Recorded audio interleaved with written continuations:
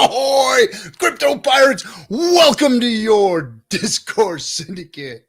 Captain RG3, not on the screen until it was late. Got to put the pistolas away. They don't like us waving those around. Anyway, welcome. Yeah, perfect intro, huh, Bree? Just nothing. Nobody there. all of the wind up and the pitch and a big strike, right? Anyway, welcome everybody. Here we are. Let's I'm going to pull up some information so that we can see where we're at. It's sack and chill for me. Let's see. YouTube not up yet. I guess you might want to double check on the YouTube, guys. I think I crossed over and cross streamed with Joe and Jeff. I'm sorry, guys. I didn't mean to. Let's see here. Let me double check this. Yep, I think I did. I might have crossed over everybody's stream. All right. Well, let's see. Where is let's see. I'm going to pull up the different boards. Where are we at? We've got 7 days, 2 hours and 49 minutes left, I believe, according to Bree's timer. I have your timer up, Bree. The one I think we've got one on the regular poll. Hold on one second.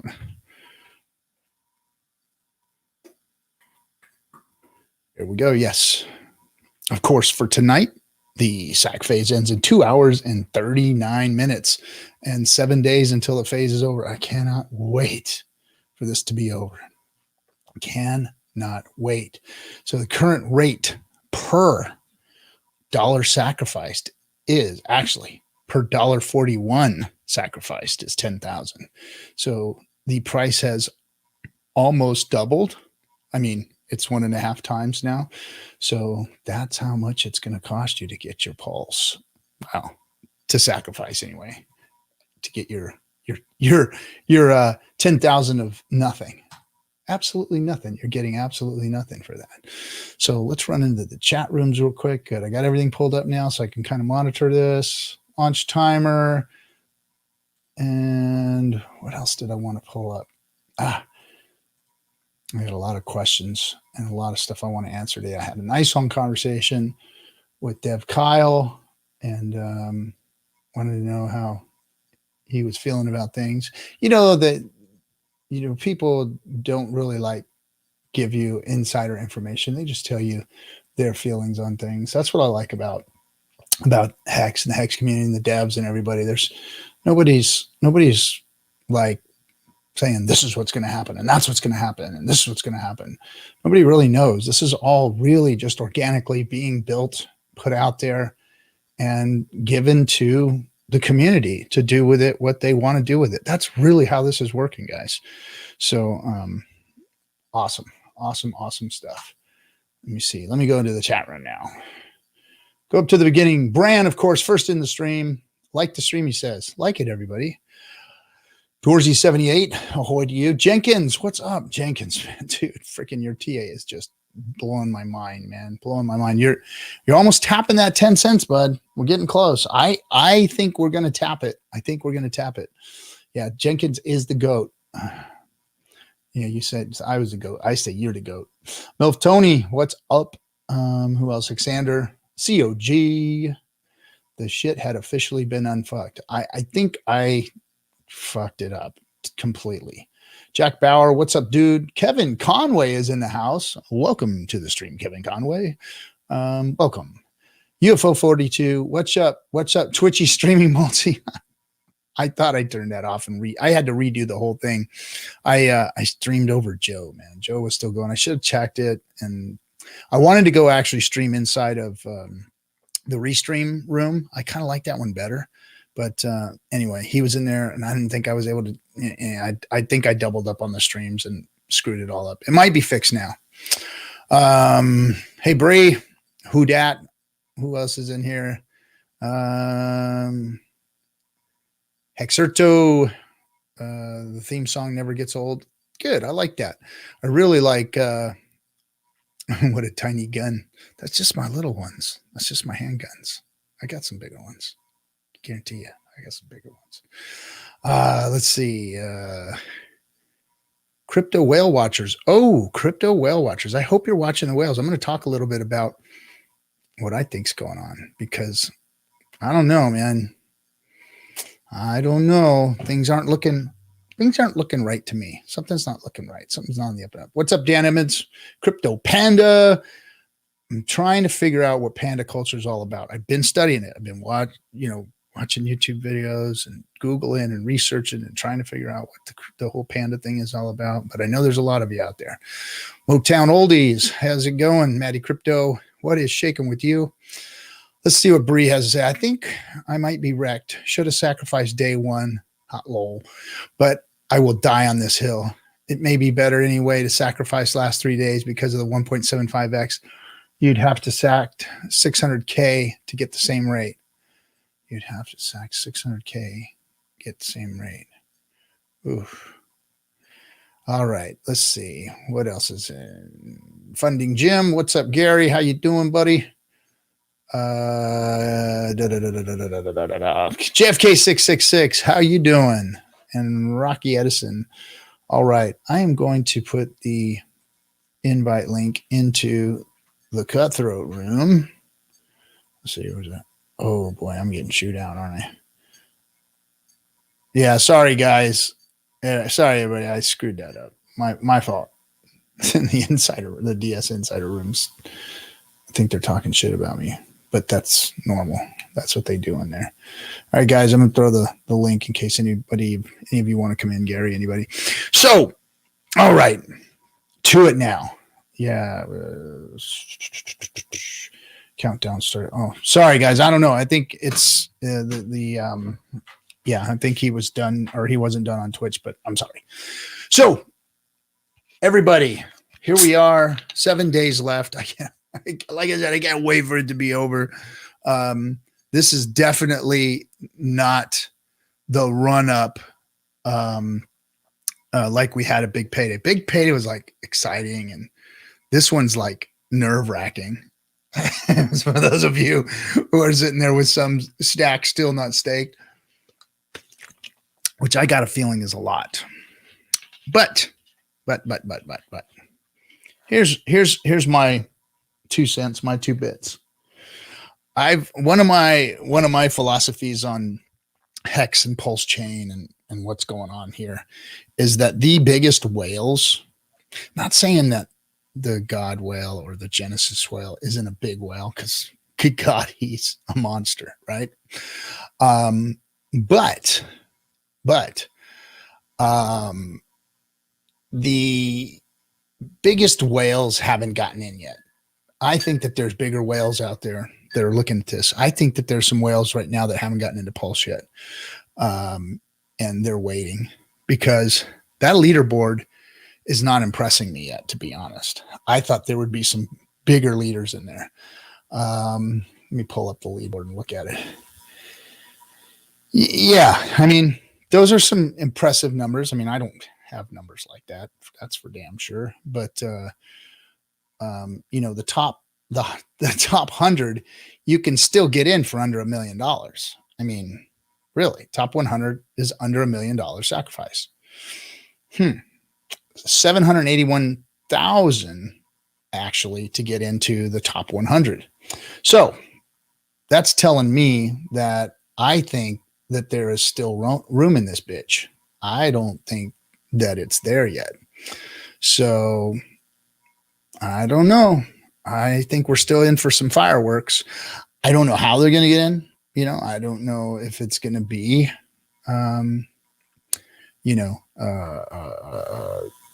a hex buy-in and then, run hex up and sack and that kind of shit. I don't know if that's going to happen. But I still think that there is some room for somebody to come in and sacrifice huge. I don't know. I think I don't. What do you guys think? You guys think that there's still more room? That's what I think. But here's what I do know, and just to ease everybody's mind. So a lot of people, if you're feeling down or you're feeling,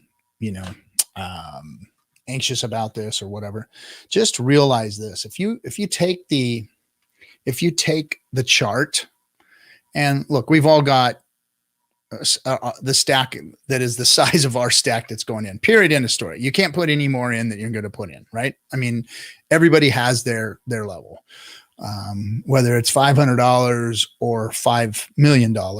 Everybody's got their level of sacrifice that they have decided to make. So take the hex chart, the historical hex chart, and zoom all the way back.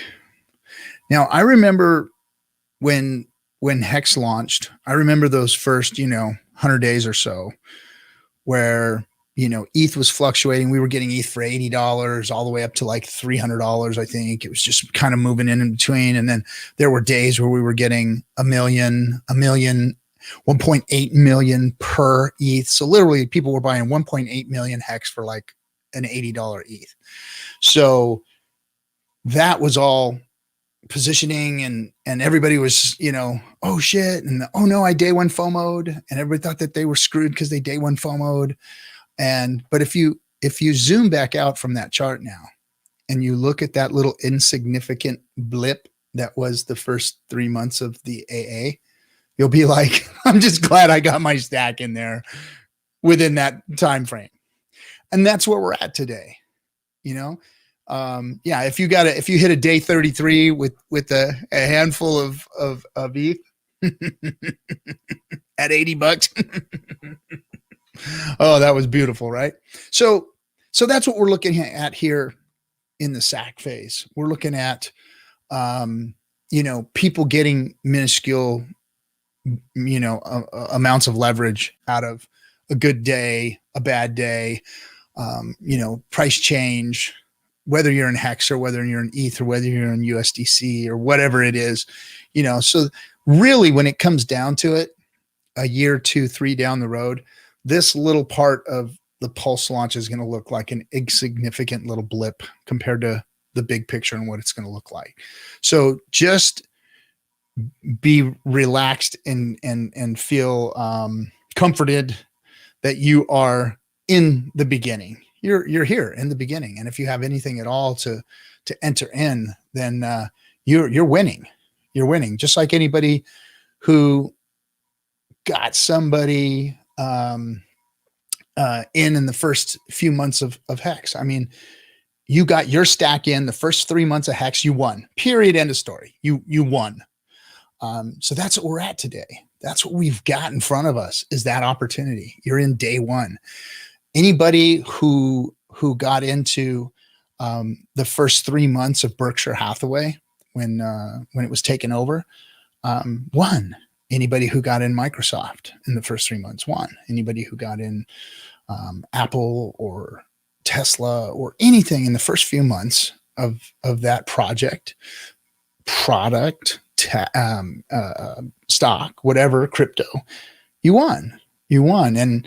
And here's what here's a track record that you're running on. So Richard created a better Bitcoin. Hex is a better Bitcoin. Period. End of story. And the rest of the crypto world just hasn't figured it out yet. So while they're running around with their hair on fire with their little pump that is about to trap door on them, I mean, this is the most pathetic thing I have ever seen. Me and Dev Kyle had a big conversation about this. It's the exact same story. I tweeted it this morning. It's like reading the same chapter of book. It's freaking Groundhog Day all over again. You see the stupid Amazon news. In 2017, it was Facebook. It was Facebook was going to come out with a crypto, and everything was just started mooning, right? It was just like, Facebook, yay, our savior. And now they're trying Amazon. It's like, really? So here's my suggestion, all you Bitcoiners. You guys need to be careful. They're doing it to you again. And I'll guarantee you there's a handful of people out there with very, very famous names in the Bitcoin space that are about to do it to you. They're the ones that are going to do it to you. Mark my words, you're going to fucking fall through a trap door really, really soon here, if it already hasn't started to happen. But they're going to run it up as much as they can, FOMO in his news as much as they can. And then I guarantee you those guys are going to walk on you. Walk on your asses. So keep rah-rah and cheering. I mean, some of the stuff that's coming out in the Twitter this morning was pathetic. They've been waiting, just waiting for a bone. It's like they threw them a bone and they're all just like, give me that bone. Oh. They're chewing on that Amazon bone like it is freaking the juiciest damn thing they've ever seen, man. It's pathetic. It really, really, really is. And they just don't realize what is happening here. The decorrelation from the crypto market has been a beautiful sight to behold. I have been watching Hex move down. It's been slowly moving down over the sack phase. And I don't know, if the whales are playing games or if we had a big run up and we're just correcting slowly. It wasn't a real fast correction, which, if you look at Jenkins TA and you look at what he's saying, he's like, hey man, look at that run up. I mean, I saw that run up. We all saw that fucking giraffe, right? It was like, kaboom. It was like, oh, it's almost scary when you see shit like that because what's coming. And guess what? We're seeing that correction. And it is happening a little slower because we've got an event going on here. And a lot of people are using Hex for this event. So, hey man, it's probably going to tap, 10 cents like Jenkins was saying. That's what I'm seeing. When I look back at it, I look at the history, I go, okay, yeah, Hex is always usually corrected itself to its trajectory. And that's where it is. It's correcting itself back to its trajectory, but it's still on its fucking trajectory. It's still going up. It's tacking, in sailing terms, they call it tacking. You're just following the winds back and forth and still moving forward. That's what Hex does. It tacks. It's tacked all along this line, that beautiful, beautiful imaginary line that was drawn on that chart a long time ago. So, it's doing what it's supposed to do. It's decorrelated itself from the rest of the crypto market space. And, we're in the middle of an event and you're in the right place at the right time.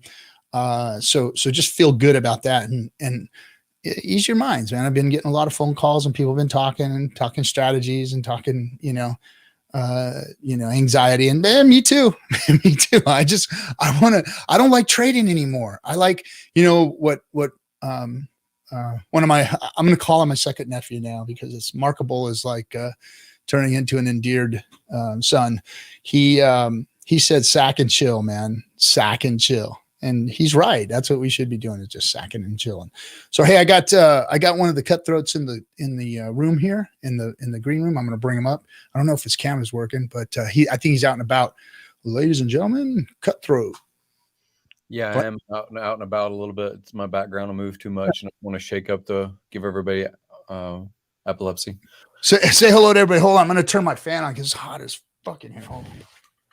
What's up, guys? It's good to be here. Yeah, it's gonna be an exciting talk. I think I really only have about 30, maybe 45 minutes, but I do want to run by everybody what's going on. Obviously, with the Bitcoin page and the Amazon narrative, and everybody wants to put some kind of commentary and do a YouTube about it. And they saw it coming. They saw the writing on the wall. Salvation, Hail Mary happened, kind of thing for them. So I'm seeing all the YouTubers with their thumbnails up their ass. Yeah, I've been watching them like they're gnawing on this thing like it's a juicy bone to a dog, man. As soon as I saw the news, I had to tweet it out. I said, "Oh, here it comes, same old story. Let's see how many of them jump on this," and every one of them jumped on it. And it's a hard world to have to live in. And I'm glad I don't live in that world anymore. In 2017, you were at the mercy of that shit, man. And you knew what was going to happen, actually, is what I think. We all were hoping that what happened wasn't going to happen, but we kind of knew it was going to happen. And that's just, this stuff all doesn't just run straight up forever. It just doesn't do that, and it's volatile. So volatility is going to go both ways, just like what we've seen here with Hex, we had a monster move up, and now we're correcting, and it's not a big spike down. Yeah, we did have one day there where it climbed down. To my dismay, it did. Yeah. I mean, minutes before, I was going to throw a pretty big chunk in. Oh, you too. So here's my story, and I'll let everybody know. I'll disclose. Yeah. So literally, I was gonna sack, and that was the day. I was busy all week helping everybody else get prepared. Well, my phone starts ringing, and it's this family member and that family member and this family member and that family member. So I helped everybody sacrifice, and then my treasures came in. So I was gonna, I wanted to make sure I had all my wallets and that I was going to use for my sacrificing and my treasures and be secure, because Papa was teaching me security and I was feeling really good about it. So I had a couple of problems with my treasures, and by the time I was ready to go, show came on, and I was streaming that evening. So streamed right after the show. I said, okay, cool. Now I'll go and relax and sack and chill. I was going to go sack and chill. And as soon as my show, I mean, you go look at the timer, look at when my show went over and the timer. And as soon as my show went over, the fucking red candle went kaboom, boom, boom, boom, boom, right down to 7 cents. I was like, oh shit. Oh man. That was horrendous to watch that. And I'm sorry, but my hex is worth more than 7 cents to me. So I'll hold off and wait. I wasn't about to give my hex up for 7 cents. That is for sure. That's like paying $25 to a $100 hooker, right? Yeah. Well, you can see that it's a shrinking pool. The narrative hasn't changed. The part that's sacrificed, $500 million worth of hex is sacrificed, or whatever the number is. Mm-hmm. And sure, the guys have locked in 2.5 volume rate. But I don't think that crossing $1 billion is going to happen without a big move up. Not at this rate. No, not at this rate. You had said something about the fireworks, and I think that the narrative, whether it's Richard's influence or not, or, basically more newsworthy or some other whale that is not already interested to, take that leaderboard position. The way that happens is pushing hex up in price on that last volume day potential, and then doing a sacrifice. And if that window plays out, there's a cascade of other people that are in the wings. We've been sitting on these rungs that have come out. They've matured. You've organically for a couple of months. If something has come out, then you're probably got some liquid percentage of your hex. And a lot of us, like you just said, I'm not giving it up at 7 cents or 10 cents or 12 cents, or, I was comfortable enough to do it at 15 or 17. But if it doesn't climb back up above that number, I almost feel like all of the Polsians, maybe not all of them, but many of them are going to be looking for P hex, and it might be just better for me to get on my P hex. Yeah, because I don't think hex is going to be cheap in the near future. I really don't think hex is going to be cheap. I think hex has another run up, especially P hex. So there's going to be some interesting days ahead of us. There's a lot of this has never happened before, so there's just so much excitement here. And the one thing that gives me anxiety about all of this is hex was the perfect crypto for me because I didn't have to worry about it. Right. Yeah. I owned my hex. Get out of anxiety of trading. Yeah.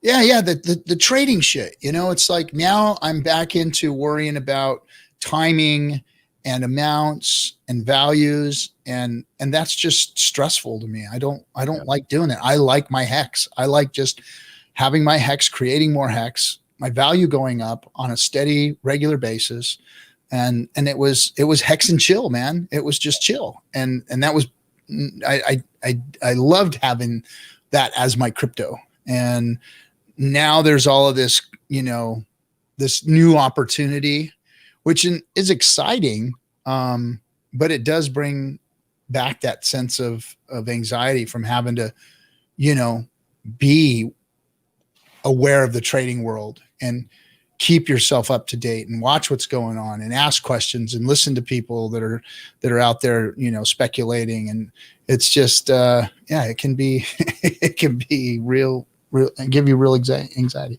Well, hey, thanks for the $10 there, Trey 12342. Gary, can we talk about the Hex Trust you were talking about and how it would work? I'm interested in not selling my Hex, but using its equity if possible. Well, I don't know about a trust, but we were talking about a real estate. But let me come back to this thing you said earlier. It's not that you're doing it at 7 cents or 8 cents or 10 cents or 12 cents. You are, if you're sacrificing something that's not Hex, okay, it's a stable coin, it's a Bitcoin, it's Ethereum, it's Doge, whatever it is. It's Sin's Foundation stock, it's cash, it's it's a value that you're sacrificing. And if you have been listening to the narrative that you're going to double your bags because on the fork, your Hex becomes P Hex also and adds to your stacks. Like I said, if the price doesn't significantly move up, I don't think that there's going to be as many people that are, pulled into participating as much in Pulse. I mean, I know it's an amazing opportunity. It's 35,000 followers. Its narrative is all over YouTube. It will be less gate kept. But you are giving up 2 bags if you are using Hex. You're giving up your E-Hex to sacrifice, which also represents your P-Hex. And if you're giving up both, and you're doing it at a discount value, I think that if Richard or anybody in Hex, whale world wants to see crossing $1 billion mark on this Pulse launch and being a news item, look, in 1/100th of the time of EOS, we got 1/4 of the volume the EOS raised. Those kinds of narratives can play out, but I really don't see it crossing $1 billion unless it does move up, because I'm not giving up my Hex. Both bags of Hex. Yeah. And what's funny is that we're calling 10 to 12 cent Hex cheap Hex. Yeah. Well, the other thing is, guys, maybe Hex is not the thing that you need to sacrifice. Hey, Johnny. How's it going? Good, man. Good. Because if you think about it, right now, the only thing that's kind of stopped right now is the whales have come in and they've put that blockade at around 15 cents, and Hex is not going to move until they move it. Yeah. Or it gets blown past. Yeah. However, other coins can still go up in value, and other coins can still be sacrificed. So they're only blocking one route, actually. So it really doesn't affect, the only thing with Pulse is what affects that is the longer you wait and not getting into the sack phase, right? So the longer you wait, the less value your dollar has as it progresses. So I don't see a Hex pump. I don't see that wall moving until after the sack phase is done. I think in a way it is to protect protect what we were told. We were told the first 5 days were going to be the best days. We were told that repeatedly. Who said those were the best repeatedly days? And who said those were the best days? Yeah. Who said those were the best days? Richard said those were the best days. I didn't hear him say those were the best days. Get in sooner than later. Yeah. And it's going to be different this time than it was. Well, I didn't hear him say the best days. I heard him say that it might be a good idea to get in sooner rather than what's later. He supposed to do? Say these are the days? I mean, I mean, the clues are there. The breadcrumbs are there. Okay. And again, we've got. But what about what he said today? You want to talk about breadcrumbs? I didn't catch what he said today. You didn't see his tweet just recently about how interesting it was that all of the ETH is that was collected is turned into dollars. USDC, yeah. Mm-hmm. Oh, we already know what's coming. We already know what's coming. It's just right now you have to position things for like that to happen, right? So the first thing you want to do is you want the weak hands to get the hell out so that they can't benefit from that. So what do? You set up a sell wall. So if you set up a sell wall, what happens? People sell at a smaller price. Why? Because they're FOMO and they capitulate. They're like, oh, the price isn't going up. The price isn't going up. Then that sell wall just disappears like it was never there. And then all of a sudden the price goes back up. So I'm not worried about it. I'm like, look, I'm staying off Twitter for like the next 10 days. I don't even want to hear it. I don't even want to hear it because absolutely nobody got a bad deal in the adoption amplifier. No. Today, nobody got a bad deal. Nobody got a bad deal. Nobody got a bad deal. So everyone in the AA got a good deal, and I'm just still weighing. Is this isn't the AA? This Pulse thing isn't the AA in my mindset. It's a different game. It's a different product. I'm not bad mouthing it, and I'm not sour grapes about it. I am saying that I do consider my 2 bags of hex of what would be sacrificed more valuable than this price point for the volume percentage at the moment, right? So I did miss the first 5 days. I was waiting.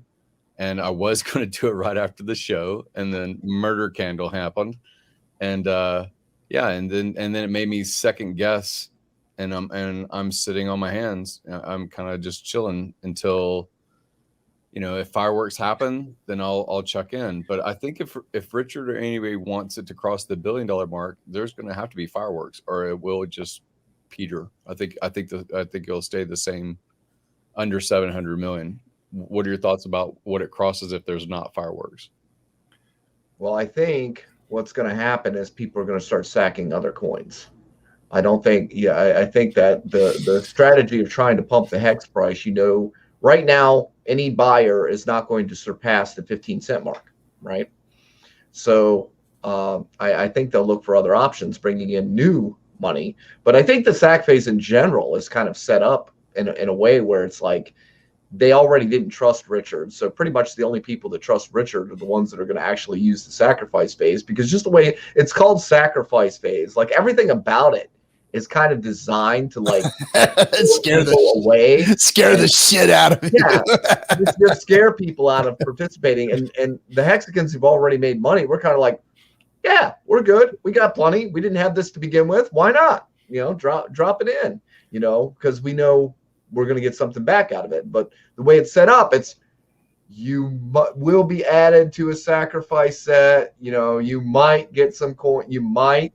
There's no guarantee, right? So I mean, this is full of this. It's Richard speak, man. It's full of Richard speak. Fear of Richard taking your money thing again. Right? And he's like looking at you, going, "Go ahead, give me your money. You can't do nothing. If you want to give it to me, go ahead, give it to me." I mean, without saying it, like you said before, but that's, it's got to be striking fear into the haters. I mean, they got to be. I actually saw a TikToker that says, yeah, I don't like the Hexicans. I don't like this. I don't like that. But I dropped $278,000 into Pulse because you know what? You may not like the cult, but they have outperformed everybody else. So I think this is a good investment. We've done our job, and we've done our job well. That was pretty TikTokers funny. hate us. Note, I'm like, nah, man, don't let this guy in. He's not supposed to do that. He's supposed to be afraid of the sacrifice. Don't let this guy in. Let him buy later. What's the mainstream clip of Hex? Brand says, hey, Brand, could you throw that up in the cutthroat room or something so that I can't touch it while it's in the chat here. I have to grab it from Telegram. Gary, you've been on fire, man. And I see your compounds and stuff that you've been showing off here. It's like, damn, I'm going to go hang out with Gary. Wait. Before we get into that, because I want to talk about that too. Gary's got some really cool stuff going on, and we're involved with him, and it's going to be some cool stuff. But one last thing that has interested me is, look, the ETH whale, the God whale, the Genesis whale, whatever we call that entity, hasn't made its move yet. That's what I find interesting, is that there is a significant entity that holds a lot of hex, has big stakes in hex, has a big position, and has moved hex often. For it not to make some big move in pulse yet tells me that that's something that needs to be watched. Well, there are also bid orders. That's the part. Everyone's focusing on the sell order. They're not looking at all the bid support that's below the line, right? So if people capitulate, there are whales down there just waiting for cheap hex and somebody to do a fat. Bring me that krill. Bring me that krill. Yeah, they're literally sitting there waiting for it to, like, drop below the 7 cent mark. There's like bid support, like insane bid support down there. So it's like, go ahead, people. Fat finger sell. Go ahead. Day 16 FOMO. Day 16 FOMO, right? So I don't know that he's not participating. And sometimes whales do things like they will push the price down to their bid order, right? So they'll push their price down and drop a sell wall right over top of you. So if you want out, then you have to sell to them for the price they're willing to pay, and they're number one on that bid spread. Now, but those are dangerous games, though. Those are dangerous games because, like you said, maybe the biggest whale hasn't entered yet. Maybe a couple big whales jump in there and they burn up that sell pressure. That's why the whale can't drop it below 15 cents, because the more they drop it down to lower it, the more risk they have that somebody's going to buy up the sell wall that they're not really trying to sell. They're just trying to price suppress. They don't really want to sell that, you see. Yeah. That's just a wall that's not supposed to be filled. But that doesn't mean bigger whales can't come in and go, oh, okay, fine, we're just going to call it 15 cents. Let's go. And it's gone. Now they've got nothing left to sell. And that's how that works. Yeah, Bearded Saint. Last week I talked to Wales about this. Wales, I called Wales and he and I were discussing this. And he was giving me the numbers of how much it was. So 2.5 million will push you right through the 16 cents and Really? buy up all those orders. It's not a lot. And that's why I thought that the whales I thought it was like a billion. No. It must be a billion hacks. It must be a billion hacks, because that's what I was getting. Yeah. It's and that's what tells me it's like that's a dangerous game if the whales are sitting there with that kind of money sitting there that somebody can just eat right through that in a split second and you're gone. Whatever you had in there is done, and then somebody else is it's their game after that. That's very true. If it's only 2.6, that's not a lot of money as a sell wall. That's really not. No. I thought it was,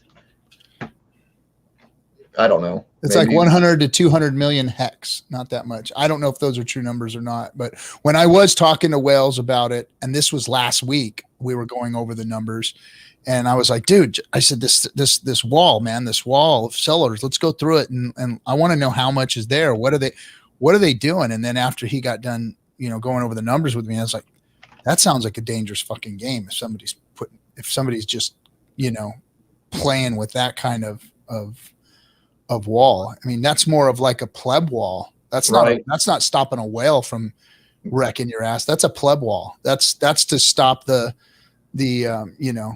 on. UFO said, let me see what he said. You think the Genesis whale is hex all in? They might not go to hex. 2.5 million USD worth of hex will buy it up. Yeah. But if they want pulse, they can sack. Yeah. They can sack other things. Of course they can. But why wouldn't you, if you're the holder of more hex than anybody else and you run the price up on it and you wanted to sack a large amount, why wouldn't you do it in a run up on hex? Right?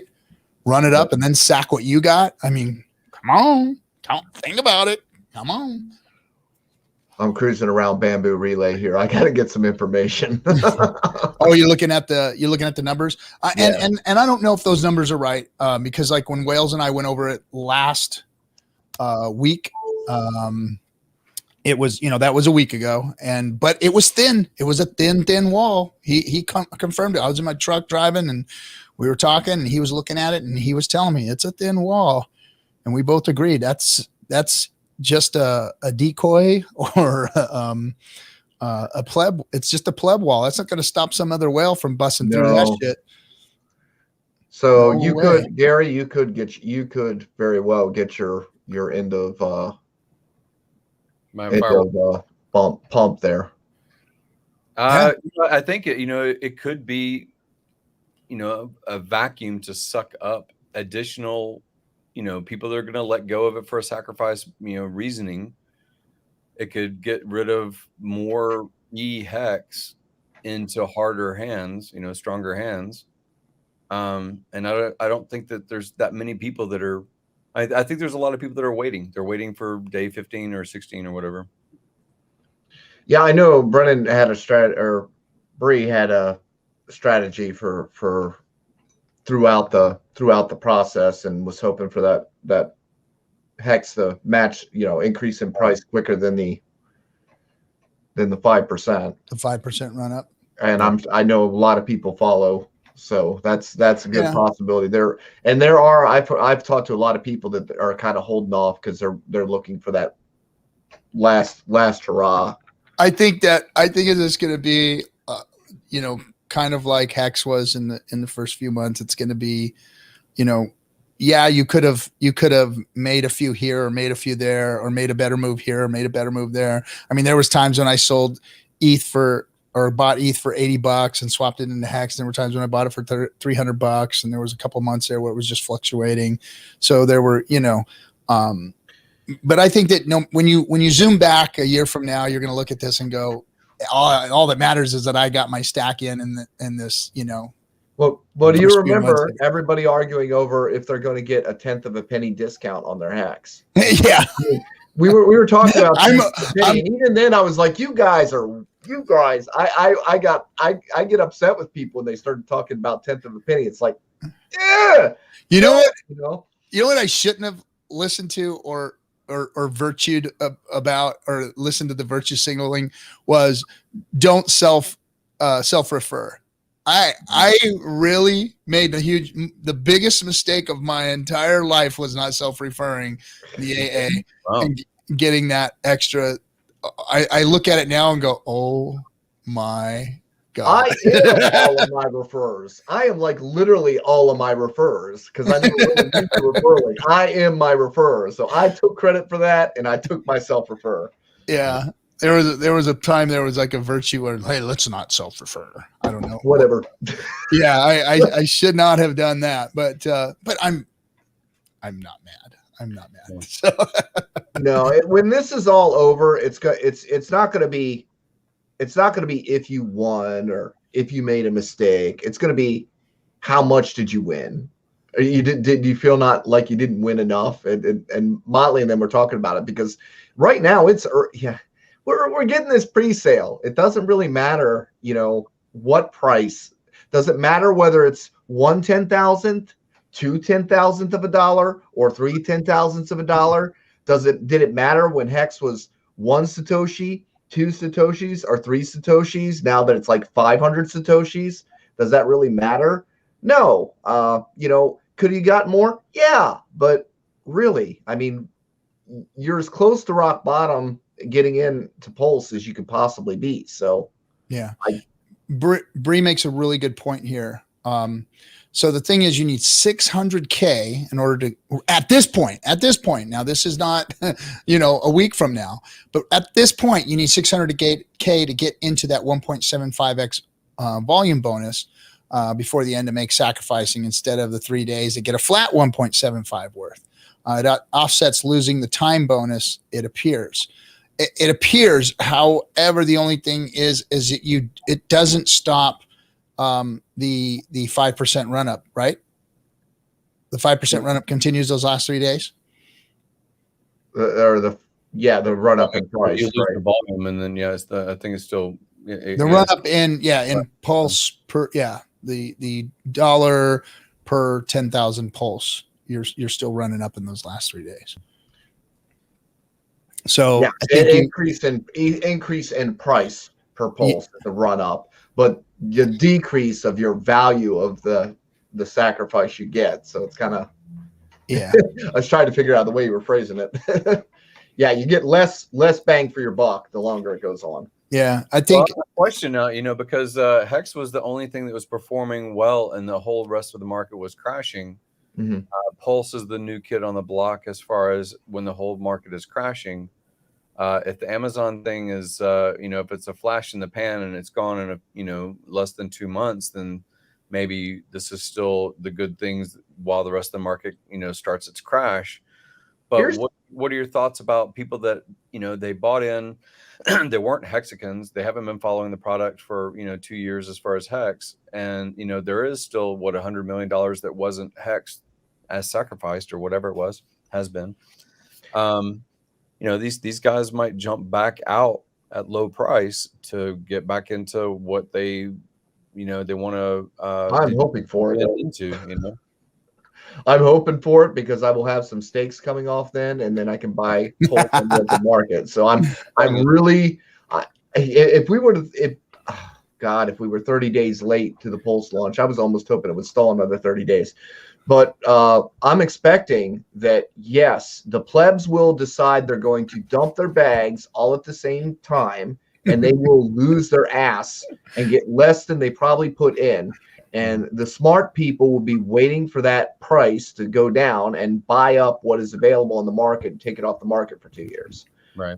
That's the way I think that plays out. Because you always get these plebs in here that are thinking, oh, I'm going to make money because I'm going to get the doubler, and I'm going to get this, and I'm going to dump on everybody's heads, and they think they make money, and in all actuality, they just end up passing it along. So there will be a phase where you may be able to get even a better discount, just right at launch. When it first launches, you might see Pulse at $5, for a couple minutes, and then shwoom, because everyone's like, oh look, it's $5. Everybody hit the sell button at the same time and get you $5, and they market sell because we've already seen people don't know how to set a damn limit order to save their life, right? So when they don't set a limit order and they all try to market sell, yes, there's going to be opportunity. Who's going to be at the bottom there with the limit order? I'm going to be there at the bottom with the limit order. Well, that's the thing is, again, I'm not trying to put it on Richard's shoulders or anybody. It's just, I think that there's more meme out of $1 billion sacrifice than a 700 million. And I think there's more meme out of, don't know what happened there. Out of, more people that are participating instead of fewer that are hyper concentrated. So I don't know how to play it. Scoop it on the other side of the fork or go in, even if there isn't fireworks. I am going to set my limit order right now, though, Johnny, at $5 Pulse. Let's see here. Sell it all at $5. Sell it all $5 and buy it back at a fraction or 1/10,000th of a dollar. Yeah. Oh yeah, if I sell it at $5, I don't put your limit orders in, guys, at 1/10,000th of a dollar. I don't have to worry about any mistakes if I can sell it all. The only Pulse that I have right now is my Sens donation. What was really cool is and I had a long talk with Steph too. He helped me figure some stuff out. Another thing I want to talk about is Staker app and what they're doing. And man, I am so impressed. Steph has let me in on some things that they're doing, and I can't talk about them, but wow. They're doing some cool stuff. And if you haven't sacrificed with Staker, it's so freaking simple.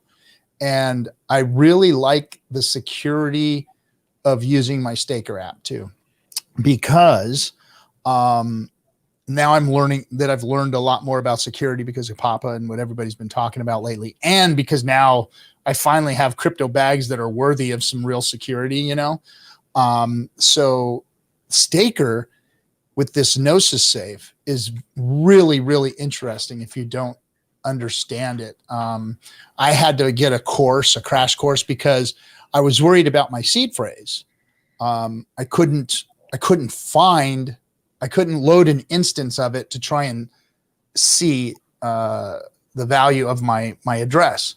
And that's because the Gnosis acts as another barrier between the actual wallet address that is seen with those seed words versus the actual value that's in. Because you can put both addresses in Etherscan, and one's going to show 0 value, which is connected to the seed words, and the other is going to show the real value, which isn't connected to the seed words.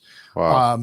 So it's a trip how that works. It's an extra layer of security, and makes anyone that really is trying to hack your system actually, like, if which would probably never happen if some entity tried to actually hack your system and try and find, they'd run into a big block wall with that because of the Gnosis safe. So really cool stuff. But the staking function now has the sacrifice function there, so that you can either donate to the Sens Foundation or sacrifice. So I used it to do my Sens Foundation donation, and I sent them the email. And then boom, click of a button and off right through my staker app to the Sens, and that was really cool. And if you haven't checked that out, it's part of the wallet, guys. So you can actually literally sacrifice from your wallet. Nice. I did the same thing. It was I had just started using Staker app recently, so I just got my wallet a couple months ago, and I just went through the process of funding it, making a stake, and then I am a little bit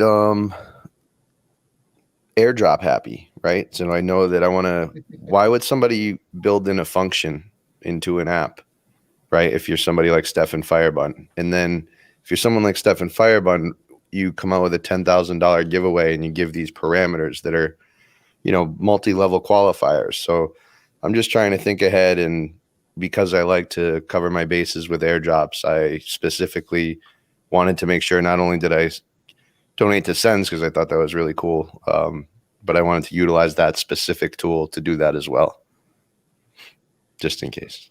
So I have one question. Why is this Amazon thing supposed to be like a good thing? Do they not realize that that's sell pressure? Because Amazon is not going to keep their Bitcoin. If you're spending your Bitcoin and it's going to Amazon, they're going to cash that shit I'm paying in. for cash, man. Yeah, they're going to. It's not a good thing. So what? So more Bitcoin gets to move around and get dumped? I mean, really? Yeah, I mean that's what it is. It's actually sell pressure. So that is. And the price pump here, we know what that is. We saw it last time. Tether is fractional reserve crypto. They print out monopoly money. They run up the price. Then, they can do this while longing and shorting Bitcoin. So they can pump the price while longing and shorting Bitcoin. And then they get it to a certain level, and then they cash out in the Bitcoin. And they've got it. They've got real money for their monopoly money. So we've seen this before. So I don't, and they're under investigation right now for fraud, right? So, I wonder why. How I made so this narrative is old and dry, buddy. No, the Amazon thing makes crypto more legit. It's adoption. It's sell pressure. It's sell pressure. Yeah, that's not adoption. That's not adoption. What if they set it up? They're going to dump it. They're going to get rid of it. It'll last. Anytime anything has ever tried to use Bitcoin as payment, it's dumped it. It's gotten rid of it. It said, nope, forget it. It's not going to work. It doesn't work. It can't work. It's old, ridiculous tech. There's too much good shit out there. Good money, like what Amazon has.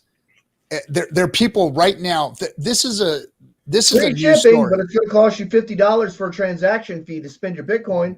It's a lie, because nobody that's at the top tiers of Amazon is saying this is a good fucking idea. I'm sorry, you guys. I give Bitcoin all its respect, but nobody at Amazon is thinking that is a good idea. It is not a good business decision.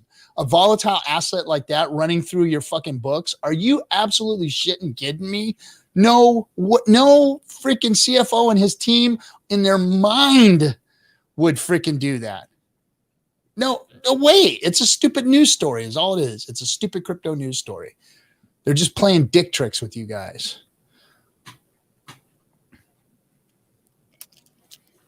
Agree. That's all I can say is agree. Stamp on it. Yep. Always the optimist. I'm always the optimist. Hey, somebody said something in here that concerned me that I wanted to address real quick. Oh, here it is. Cookies and crypto. Cookies and crypto. I hope you're saying that you were trying to create a limit order and something happened with another crypto, because if you set a limit order for Pulse, you're getting scammed because there is no Pulse to make a limited order on right now. So please don't be trying to buy Pulse. You may be saying that you tried a limit order with something else and it didn't fill or whatever. But I've heard of these issues. I was in there looking at setting limit orders and reading some of the chat rooms and forums about it. And yes, there are times where for some reason it sticks at your order and won't fill the last little bit of it or something, and then moves past you. It's something that there's something going on that I'm not sure why or how it does it. Maybe somebody smarter than me knows, but I've had issues with 1-inch not skipping past me and not filling orders. Yes, but Matcha has been pretty consistent, except for sometimes you get like the last little 6%. But at that point, who cares? You know, if you got 94% of your order filled, then you're doing okay, right? It will send that part through. I'm sorry. Go ahead. On Staker app, when you look at the chart, it jumps around. It jumps like, big gaps. Is that what that is? You ever see that? That's usually from low volume. I haven't seen that on Staker app with Hex. I've seen it on other coins, on other dexes or other. Yeah, on Staker. Are you talking about the chart on Staker app? Yeah, the past week on the chart, I'd see like a big. Oh, just refresh it. Just refresh it. It has to do with the refresh. If you go back and back in, you'll see the chart will even out. I see what you're saying. Those gaps that it jumps. That's just a refresh issue. With Uniswap. With Uniswap and the DEXs, you have the automatic market maker, so there's really no gaps, because there's it's with the automated market maker, there's no gaps, so there shouldn't be gaps. Even with your buy and ask spreads with your limit orders, it still has to travel through the process to hit those levels. So you really don't get gaps like you would in an exchange. When you you can see there are like phantom orders in exchanges, big exchanges. So you can go, oh, look, there's all this liquidity here. And then you hit your sell button to sell market, and those orders just disappear. And next thing you know, you're selling at a much lower price than you thought you were, because those bids were never really there. Yeah. But those don't happen. That doesn't happen on DEXs. That doesn't happen on DEXs. It does happen on centralized exchanges, which is why the bid and ask spread can be like looking in your rearview mirror. It's closer than objects can be closer than you believe. So that does happen on the big exchanges. So I don't know why people still promote them. It's like there's all this garbage that goes on there with the wash trading and the gaps and the phantom orders and the iceberg orders, and it's like it's scary. Yeah, that's it. Cookie and crypto. Yeah, try Matcha. XYZ. They might. You might end up. I've heard of this glitch or this happening with 1-inch a few times now, and I actually did have that happen to me one time too. I thought it was just I kept coming back, going, "What the fuck is going on with my order, man?" And then it moved, and I finally just pulled it, but. Yeah, it's something funky going on there, but it's RG. It happened to me on Matcha as well. It's not just a 1-inch thing. It happened.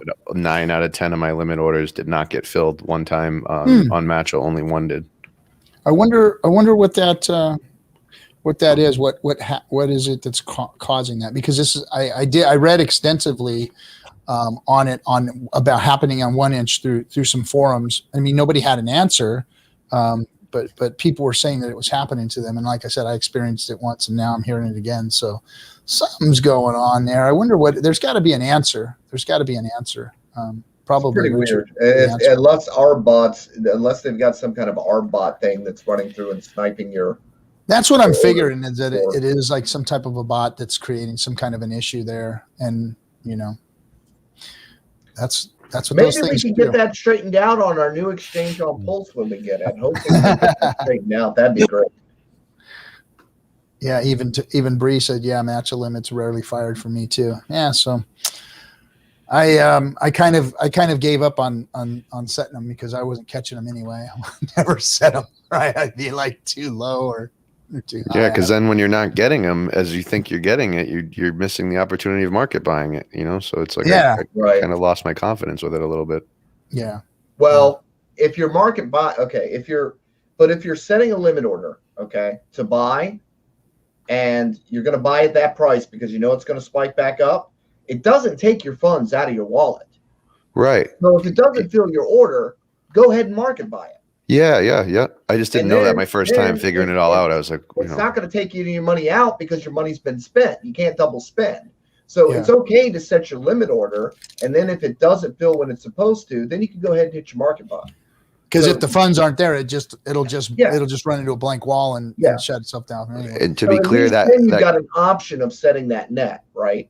Say that again, Johnny. At least you got the option of setting the net. Yeah. And if it does drop down there and it does fill, great. If it doesn't, then you might have to jump in and market buy. I had that problem also on the V3 too. With the one-sided. It's not really a limit order. It's you basically just put liquidity on one side, and then it'll sell into it for you. But you do have to once you sell into it, you got to get out, or else it passes you back in and fills you back up again. So it's really? It's like, yeah. So wow, I didn't know you've got to pull it once you get it filled, or else it just keeps flowing past you. You keep getting bought and filled kind of thing. No, so, I don't want to sit in front of my screen. I know, that's the fucking thing about it, man. It's like I don't want to trade. I don't want to trade anymore. I don't want to set fucking limit orders. I just want to sack and chill. I just want to stake and chill. I don't want to play the freaking trading game anymore. Well, that's the problem because Richard's gamifying. He's still gamifying everything, but it's interesting. It's an interesting thing for the traders, and it is going to eventually catch on because it is very engaging, right? And that's what the traders need. They need something that is engaging. They got to learn that liquidating everything that they own is not a good thing in these particular currencies. Gunther did a great thing where he's like, look, take what you need. You do not need to dump your whole damn bag. You need to get out of this dump your whole bag mentality. The dump your whole bag mentality went out with the old cryptos. Okay. We've got something that you might actually want to hold on to. So take what you need because you're not going to find anything better to put your money in. Nope. So on Uniswap V3, that buy wall, that sell wall, those are real then because you have to submit your funds in the sense that you're saying, RG, right? You can't fake that. Like the matcha.xyz. Yeah. You can't just put an order in. You're actually adding liquidity to a side. So I was thinking it might be a game to scare people off, but it sounds like they could actually get liquidated then. Somebody could come in and buy it. Yeah. Okay. Yeah. You get filled basically is what happens is you set it and you get filled because you don't have the other side. You only have the one side. So you're just being filled. So it's a little confusing at first. Come back and buy through. I'd heard a couple people talk about it and I looked at V3 a couple times. I was like, I don't get it. I must be stupid. I don't know where the limit order is. I can't figure it out. And then it's really just the same thing. It's really just what a limit order really is. It's just you're providing either buy pressure or sell pressure on one side of the bid ask. Yeah, that's it. You're actually putting the funds in there, to either be bought into or sold into. So that's really all it is. It's the same thing. And you guys all said it like dozens of times too. It's just that because I hadn't done it and seen it first, it was so cumbersome that I didn't put two and two together right away. Like when you're on an exchange, though, you do actually have to put your funds into the order. So when you have your buy and your sell, you do have to actually lock your funds. They come out of your account and they go into your order. Just not on a DEX. Just on a DEX. So, well, this DEX, but what you're saying is you're adding liquidity to one side, so you are actually putting your funds in there. Yes. And so that they can be taken. With Matcha, when you're setting limit orders, they're literally setting in your wallet. All you're doing is signing a signature saying, if this occurs, then you are allowed to remove this funds and replace it with this funds. So if your limit orders are not met, then you're able to market buy. Yeah. And so if anyone sell, which why you do that, I have no idea why anybody would market sell hex ever. You should you're literally guaranteed to get the worst possible price out of your hex by market selling. Guaranteed the worst possible price. If you set above market, you are guaranteed the best possible price at that point in time. So I don't know why anybody pays slippage. It just doesn't make sense. It's in this case, market instant gratification. Market buying hex for the sacrifice phase is brilliant because you're able to drive the price up, creating more value so that you can get more value out of your sacrifice. That would make sense. What's funny is you notice it's not being done like that. Even though that makes sense, that's not actually what's been occurring. So what that shows you is the experience level that the people that are holding large bags have. They might. I know, large bags too. Just because they have large bags doesn't mean they have the experience, right? Yeah. So yeah, it's interesting. Yeah, 15-year-old can hit a button. Price non-hex into the pulse. I mean, what is that? Is it $100 million of buying pressure that could have been into hex? Yeah. Is slippage tax deductible? These are. It should be.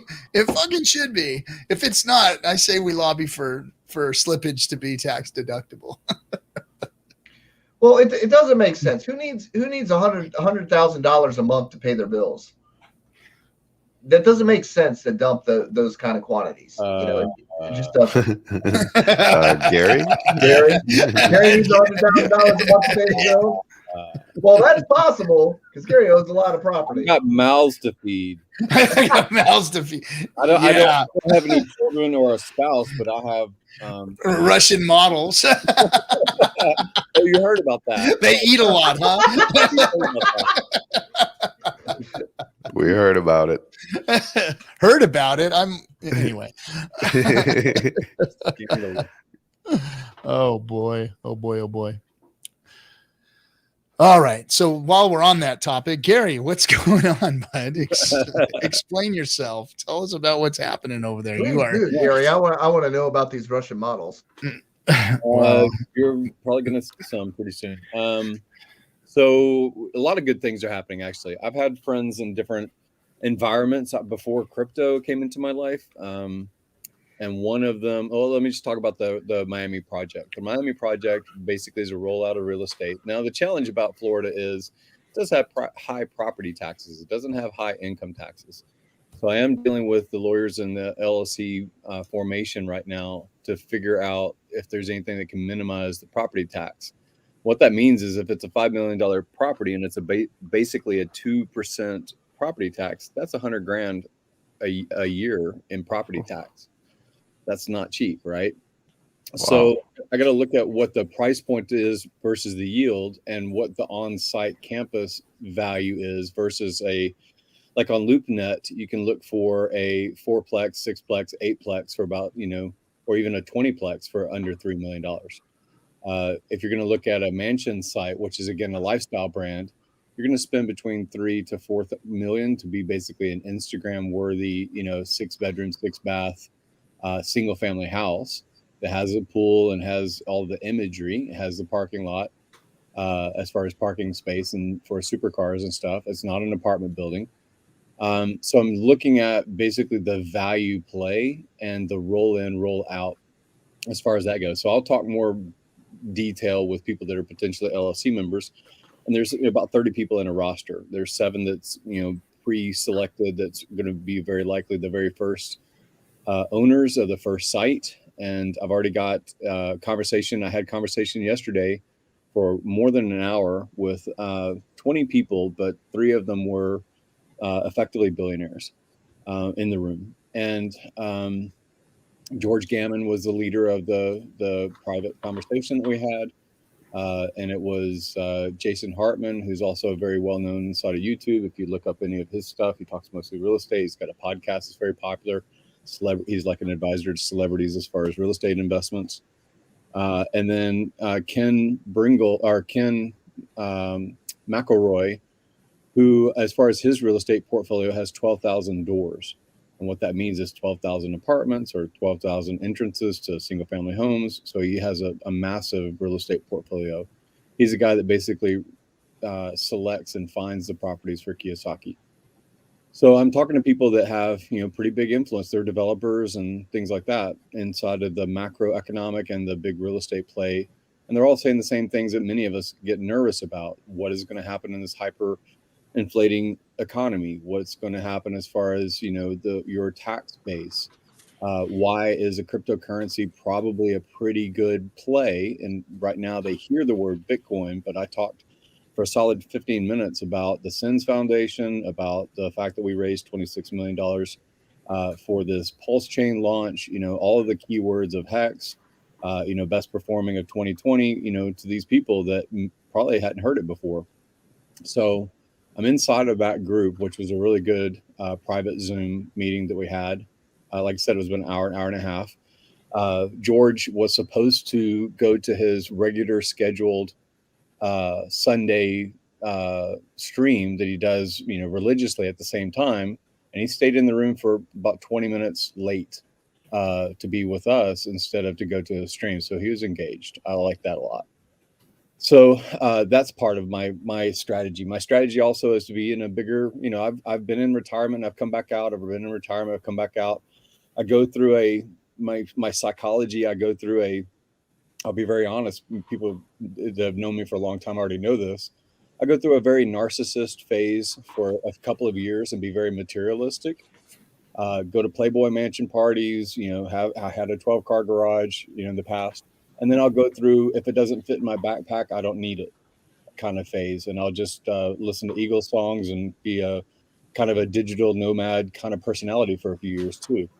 So I'm kind of coming out of that dormancy of the past few years to step up after this super bug or whatever got me super vaccinated fucking alien conversation I had or whatever. And I really want to build an academy effectively that has people that are either made money in crypto gains, specifically Hex, which has been such a rocket performer for so many people, or they've made it in GameStop and all these other kind of, Robinhood kind of degen stuff, but they just happen to be in the moment that they have money.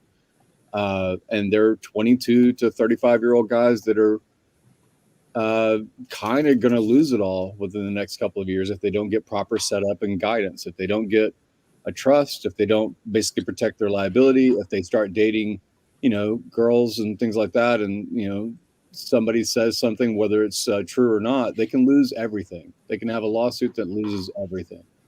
They can have a fender bender, and your car insurance, which might be 300,000 limit, kind of car insurance, someone gets crippled, someone has a major injury, you are going to lose all of your money.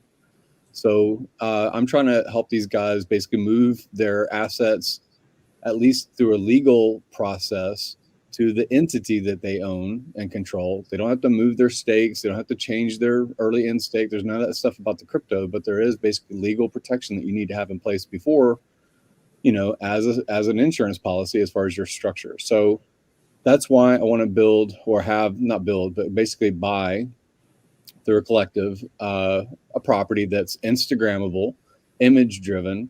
We live in an ADD kind of Instagram world right now anyway. A lot of us that are in our 45 to 60-year-old range, we're owner class. We have family and grandkids, and we have, established, but we still look at the potential of rolling out temporarily a rung, maybe of a crypto that's done really well, have it be in real estate for 3 to 4 months while we generate cash flow. Once we generate a cash flow, I can show to a bank and say, here's what the rent rolls have been, here's what the performance has been, here's our pre-bookings, here's our deposits. Once I can show that to a bank after a purchase, then we can pull out almost all of the equity. So typically an investment property is like 60% bank financed and about 35% to 40%, depending on the property. That's your initial buy-in. So your deposit on, or your buy-in on a regular residential house that you live in might be 5 to 20%. But an investment house that you don't live in is usually going to be higher. But what I'm saying is I can roll that back out within about 4 months as long as there's effective cash flow and rent rolls. So that's what I'm structuring right now, is a branded house, an academy house, a landmark kind of, property that's in Miami. And the reason I think about Miami is because South American wealth concentrates in Miami. It comes up to Miami. It comes to America because it's a Spanish culture, and it's a hyper business kind of environment that's also lifestyle and, luxury cars. And so I think Miami is a good site. I'm open to conversation with others that would be owner class about if that's a different, idea. I'm already slated for the 8th of August until the 8th of September. I booked a property. It's like a 3-bedroom. People that are potential owners can come and stay with me during that month. They can stay a few days. They can fly in for a couple of days to come look at specific properties. I'm hired a videographer that's going to follow me, basically looking at these sites and do professional content about like the selection process and why to look at certain things as far as the decision making of, owner class persons. And we will basically come together, buy a property. We'll buy a couple of supercars that'll be, fancy and image driven.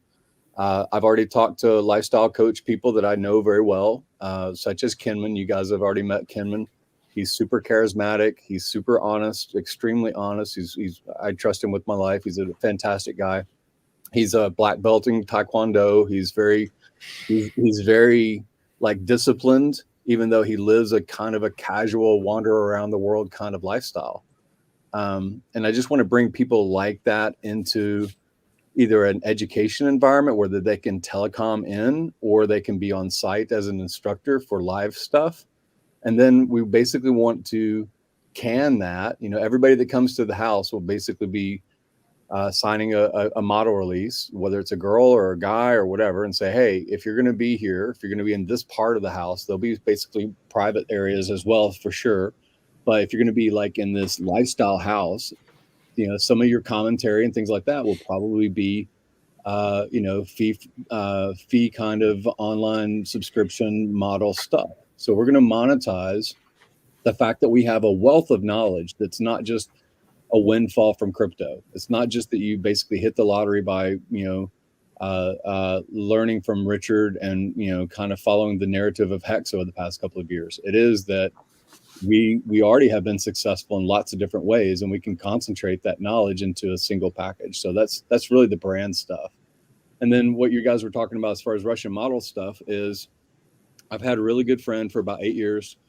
He is, again, out of Europeans that I know for so long, he's 56 years old. He's a Portuguese guy. He used to work for Calvin Klein as like a brand, work with CEOs and CFOs to come into the brand and be folded into Calvin Klein way back when. He kind of my personality. I'm a little bit more cynical, but he was still a romantic, and he did find his wife through a matchmaking service. It sounds strange for a European to find another European, but he found his wife through a matchmaking service. And then he learned that industry, basically. And he's got access to around 3,000, gorgeous, 20 to 40-year-old women all across all of Europe. And I was talking to him before. I said, hey, we kind of want to do like this brand thing of like maybe a beauty pageant, or maybe something where we can shoot a lot of content like we did in Las Vegas or something, because we want to punch through on the YouTube algorithms and on the Instagram stuff about, and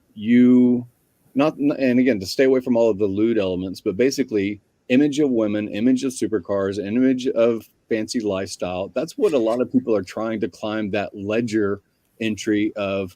This number now has another zero behind it. What does money mean to you? To some, it means security, and it means, a legacy for your family. To others, especially like in the crypto game, it's a younger population that's playing this crypto game. Mm-hmm. I want to be able to punch through showing lifestyle without having these guys spend down their own money.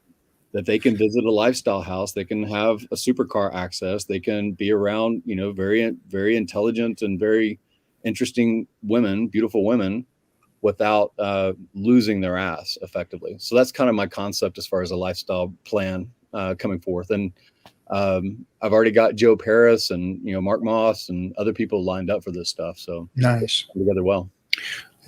I always feel less rich when I talk to Gary. I'm older than you, dude.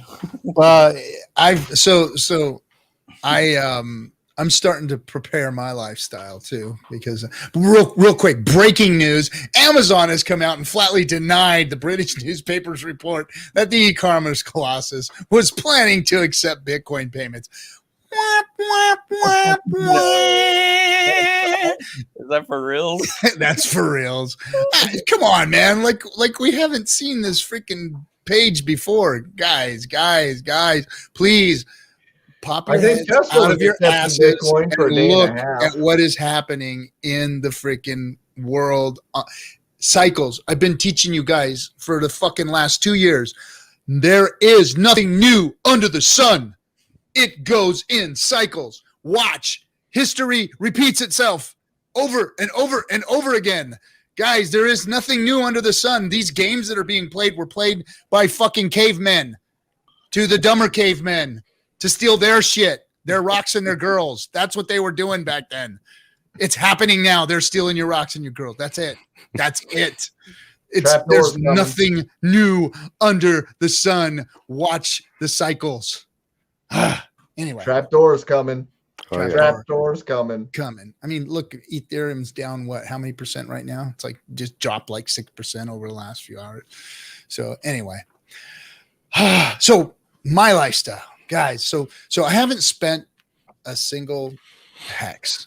It's as far as I mean, I have made business deals with people within the community, setting up Discourse Syndicate and things like that, and the business models and stuff using Hex, swapping Hex with one another.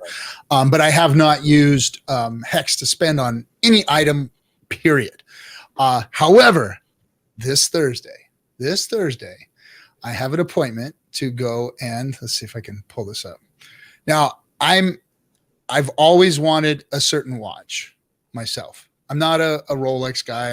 I like Rolex. Believe me, they're beautiful. There's a couple of Rolexes that I would like to have. Excuse me, I'm trying to get comfortable here.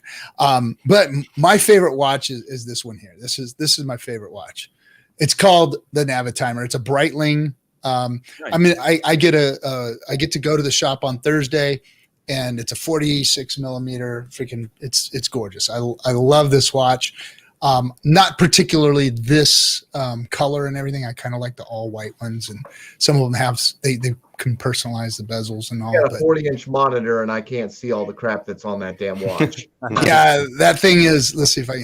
So that's it blowed up, but not much. So yeah, but that's my watch of choice. And then the other thing that I'm going to do now. This is set up for next year. I'm not going to say when, but I am going to do this next year. I have an old boss that is a Porsche enthusiast, like top tier Porsche enthusiast. Like he's friends with Roy Disney and Jerry Seinfeld, and they're like top notch Porsche folks. So I am getting myself to go and. So I want a GT, a turbo GT Turbo S Porsche. It's kind of a sleeper car, but it's like one of the fastest freaking cars on the planet, 600 horsepower, and that's without touching it. So this, you get to go to Zuffenhausen and to the Porsche factory, visit, go drive your Porsche, check it out, eat dinner there at the casino, stay the night and drive your car, and then they ship it back to you from Germany. So cool. Next year I'm going on a trip and I'm going to go get me my car. So I'm getting my watch and my car. And that's really the rest of it goes to the wife and the little short fuckers that live in my house. I'm just going to live like a pauper and go hang out with Gary. Well, that's my other plan is I'm going to live vicariously through Gary's invites to parties and whatnot. I don't know if, there was a video that went around, but I was trying to keep that private. I don't know if that got to RG. Did you see the video? I haven't watched it. I have it in my Telegram. So again, it's not family friendly. So you definitely need to watch. Believe you, my family knows everything that I do is not family friendly. There is nothing different that you see with RG3 here on stream that doesn't happen in those rooms in the rest of my house. Believe me. But the other thing is I live vicariously through my little nephew Coffee, because he sends me pictures on a regular basis of his weekends. He is awesome. He is awesome. So I can't hardly wait to, you know what I like about what you're doing, Gary, is that you are dangling the carrot and putting the shiny object out to these guys, but you're doing it in a safe way, because look, there are people that are going to live that lifestyle. I'm not saying every Hexagon, probably a small amount of Hexagons are going to live that lifestyle. A young men going out there and jet setting it. But they're going to do it. And a good way to do it is, hey, with people that can help you to avoid the pitfalls of that, because there is no quicker way to get wrecked than to go out there and live like that. If you've ever watched a Mike Tyson's story, you can see what happens when somebody young from the streets or comes into fast money, what happens to them. People all of a sudden are your best friends. They start coming out of the woodwork. And before you know it, people are charging you $600,000 a year for towels in the hotels that you're staying at. Yeah. And they're doing shit like that and taking your money. And a year, 2, 3 later, you're broke. And, that's avoiding those pitfalls are important. So if you are young and you're looking to live that jet set life, hey, good for you, man. Good for you. That's it's deserved, and to be young and in money, but do it smart. Avoid the pitfalls, and, hang out with some folks that can they don't teach you what's on the other side of success, and Gary putting this together, I think, is a great idea, because they don't teach you this kind of thing, right? You're supposed to be a drone and work hard all your life, and that's what you're supposed to do. That's what they teach you in school, right? So so I'm going to have actual lawyers that specialists in crypto. Some of these lawyers have been doing this since 2012 in Puerto Rico. You guys might be in a certain state that's new, and your CPA doesn't necessarily deal with crypto regularly, right? These guys have been dealing with billionaires here on the island for a long time in crypto. I sent a video that RG3 might enjoy. He's a crypto billionaire. He's out of Portugal, and he arranged a party that's on a yacht. So these kind of people don't actually own the thing that they're on. They don't own the plane. They don't own the boat. They don't have actual liability in a lot of ways, because they control the entity, and the entity provides those things for them as the CEO or as basically the captain of the ship, basically. So I want people to be structured well. Now, if you're making $50,000 per year extra above and beyond your regular income, you're probably not in that class where you need to be as liability concerned. If you're making $300,000, $500,000 a year from your rungs, as this thing progresses, you need to be in a structure. Whether you stay and you say, hey, I'm not going to do that Caribbean, Puerto Rico life. I'm not going to go to Portugal. I'm not going to change my lifestyle and my language. Fine. Don't do those things. You don't have to. I know people that are very, very high up in Hex that don't want to change their lifestyle really about where they live, the network that they know, the family and friends that they spend time with. They're not going to basically expatriate from their life simply because they come into money, but they are setting up their trusts. They are setting up their legacy. They are protecting their liabilities. They're moving assets that were in their own name, even as their private residence, into entities, right? And that's just the structure of things. That's how you need to look at stuff. So when I did this lifestyle house, partly is, yes, these guys are going to have a flash of, this is maybe what could happen for you if you continue to stake out your rungs, if you continue to pay attention to your T-shares, if you continue to try and stay outside of this trading game, even though Pulse is going to be very inviting to be a platform of trade. I'm going to try and get these guys before they get into the casino and lose it all. So that's basically the purpose of the house. Now, the house, again, proximity to lifestyle and flash, that's what Miami kind of is as well, right? That's why I'm going to choose that as a site. But, that's really my intention. I don't want to have a bunch of guys that are suddenly rich spending down their hex price, their hex asset, and giving it away. And also, pushing down the sell pressure of hex as a whole. So I want them to have the taste, to have the test drive, to have the idea.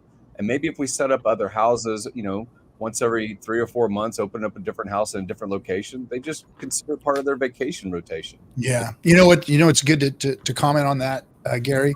I think this is that sudden wealth syndrome that we hear talked about often. And a lot of these guys, they see that and they have the money to do so. You're sitting on, $2, $3, $4 million. You go, man, I could have that lifestyle right now. So boom, you get the car, boom, you go get a place in Miami, you start renting it, boom, you start spending money on girls. And then within a year, you're getting underwater. Yep. And within 2 years, you've spent all that money. And within 3 years, you're broke looking for a job, wondering what the hell happened to you.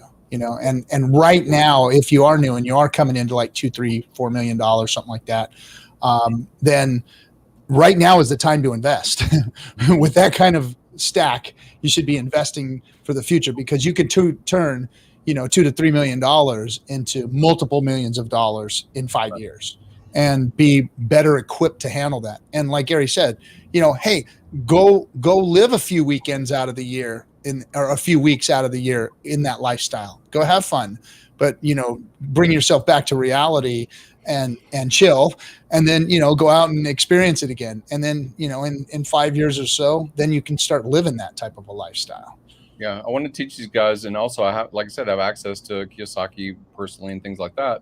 And he always says, every time he gets $1 million, I mean, he gets like $50,000 to $100,000 per speaking engagement. When he speaks publicly, right? When it's not his own promo. And every time that he accrues $1 million, he gives basically Ken $1 million and says, "Go find property for me." And he gets the 1 million that he puts in is basically his 20% of skin in the game, and he gets a $5 million property that cash flows and gives him back his millions, and he depreciates it over 27 years. So I wanted these guys to learn basically some of the property game. I'm not saying that property always goes up. Richard even said the other day, when you look at things that tend to go up and to the right, you can have crashes, you can have collapses. But probabilistically, you're probably going to do better, even if you suffer through the crash and just chill through it. That's what happened in 2008. That's what's continuing to happen in this hyperinflating economy. It's not just the United States that are making more dollars. It's every country that's making more fiat. Yeah. So, I had this conversation last night with Whales Only, and we have agreement that it's just going to be more ledger entries and a bifurcation of a financialized economy and a real world economy. So I'm trying to get these guys kind of to learn that stuff from the people that I'm learning from. Thanks, Telby1, for the $4.99. Smash the like button, share on your socials. You should do this with every Discourse Syndicate Network stream. Yes, you should. And especially subscribe to all of your favorites there. And check out the Discourse Syndicate Network website, and you can see every streamer when they're streaming, just not when they're going to get off. How many viewers do you got right now, RG? We are sitting at 245 viewers between YouTube and Twitch right now. Do you remember the days of the 20 to 40 viewers? There's one on Twitch, one viewer on Twitch. We started that way, man. It was 20. I remember the first time we hit 35 viewers. I mean, we were like running 10 to 14 viewers, and then we hit 35, and I was like, oh fuck, man, we really, really made it now.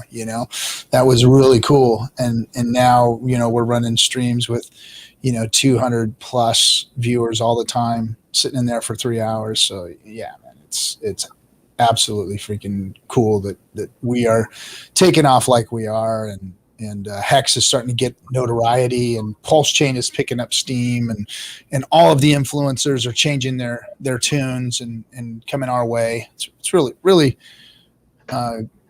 satisfying, gratifying, whatever you want to call it. It's awesome, man. But when that trap door opens, and it will talk to us.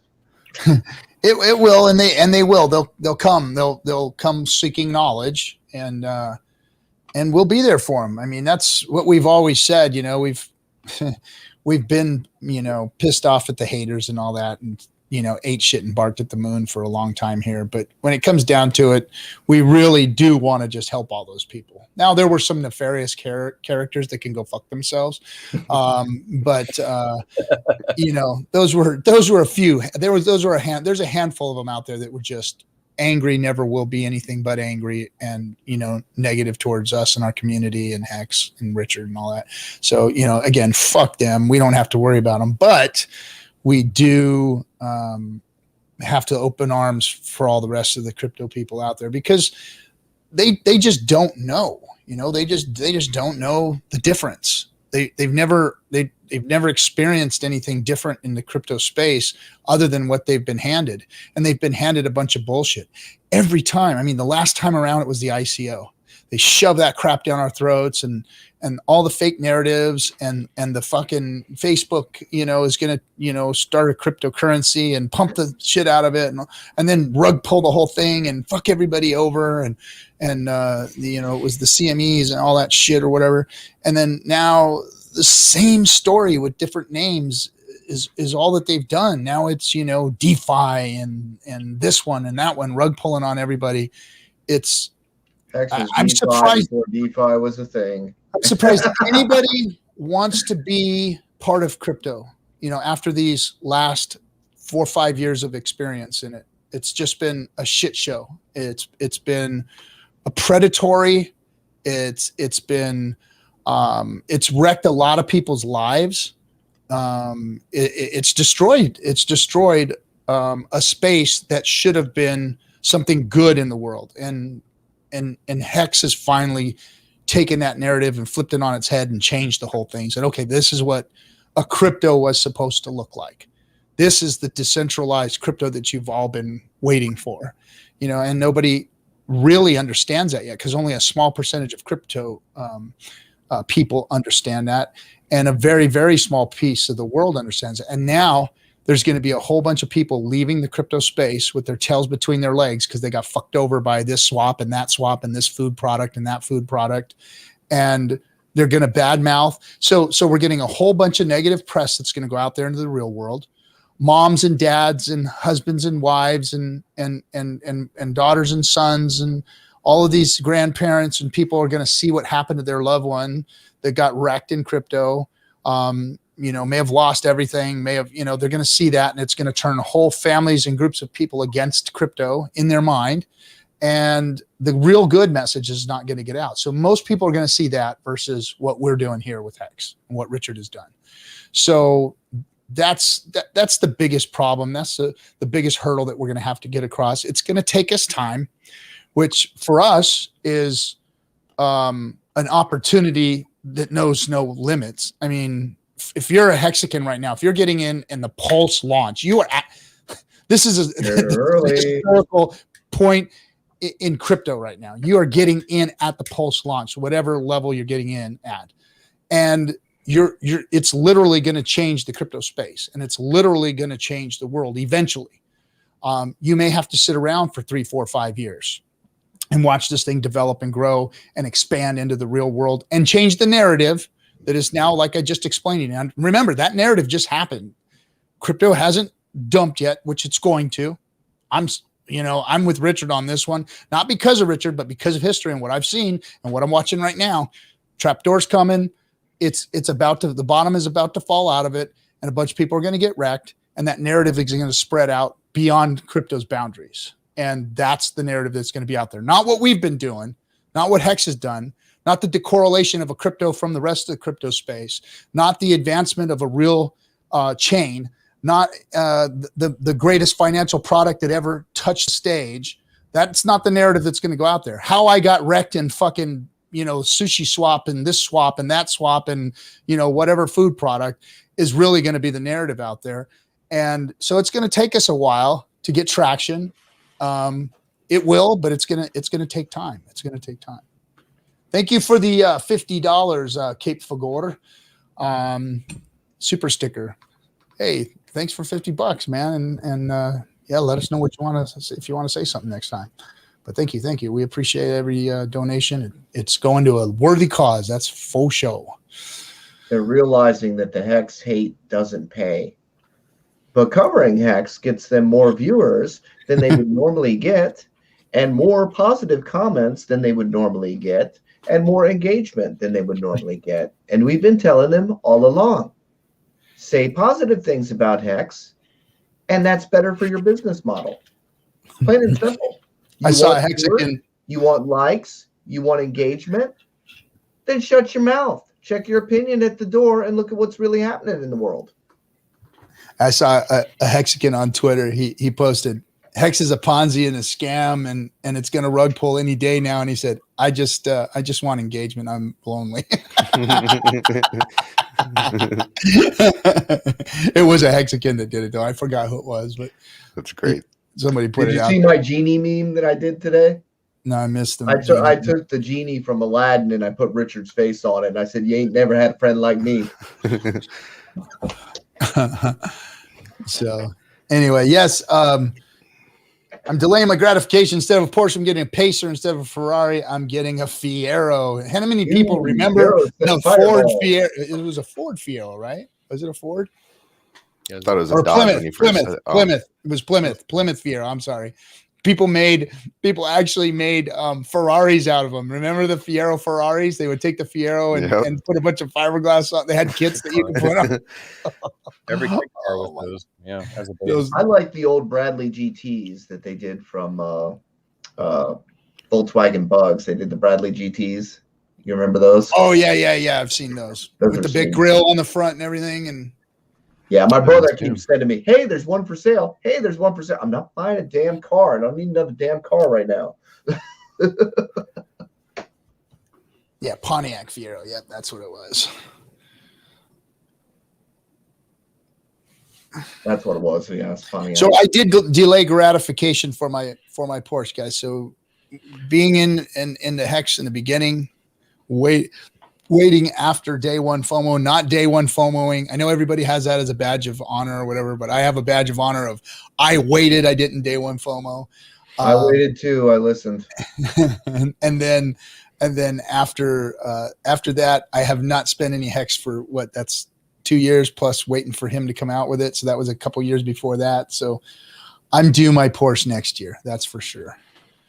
I don't see you as a Porsche guy, RG. I'm really surprised by that. I'm really blown away by that. So I grew up really poor, and we had Volkswagens, and literally there was one on a jack stand every freaking weekend. So we were working on our Volkswagens. I mean, I could pull a Volkswagen engine out, change the clutch, put a new engine in within, a couple hours. So I learned how to work on Volkswagens. And of course, every Volkswagen owner wants a Porsche because a Porsche is just a very glorified, glamorized, Volkswagen. So yeah, I grew up wanting to be in the Porsche world. And then I worked for a company that my boss, he was an avid Porsche enthusiast. He had one of the James Dean 550 Spiders. There's one of 10 of them. I almost destroyed it accidentally. Oh my God, that's a whole other story. Talk about pucker factor. Oh my God. Almost dropped 20,000 pounds on top of it.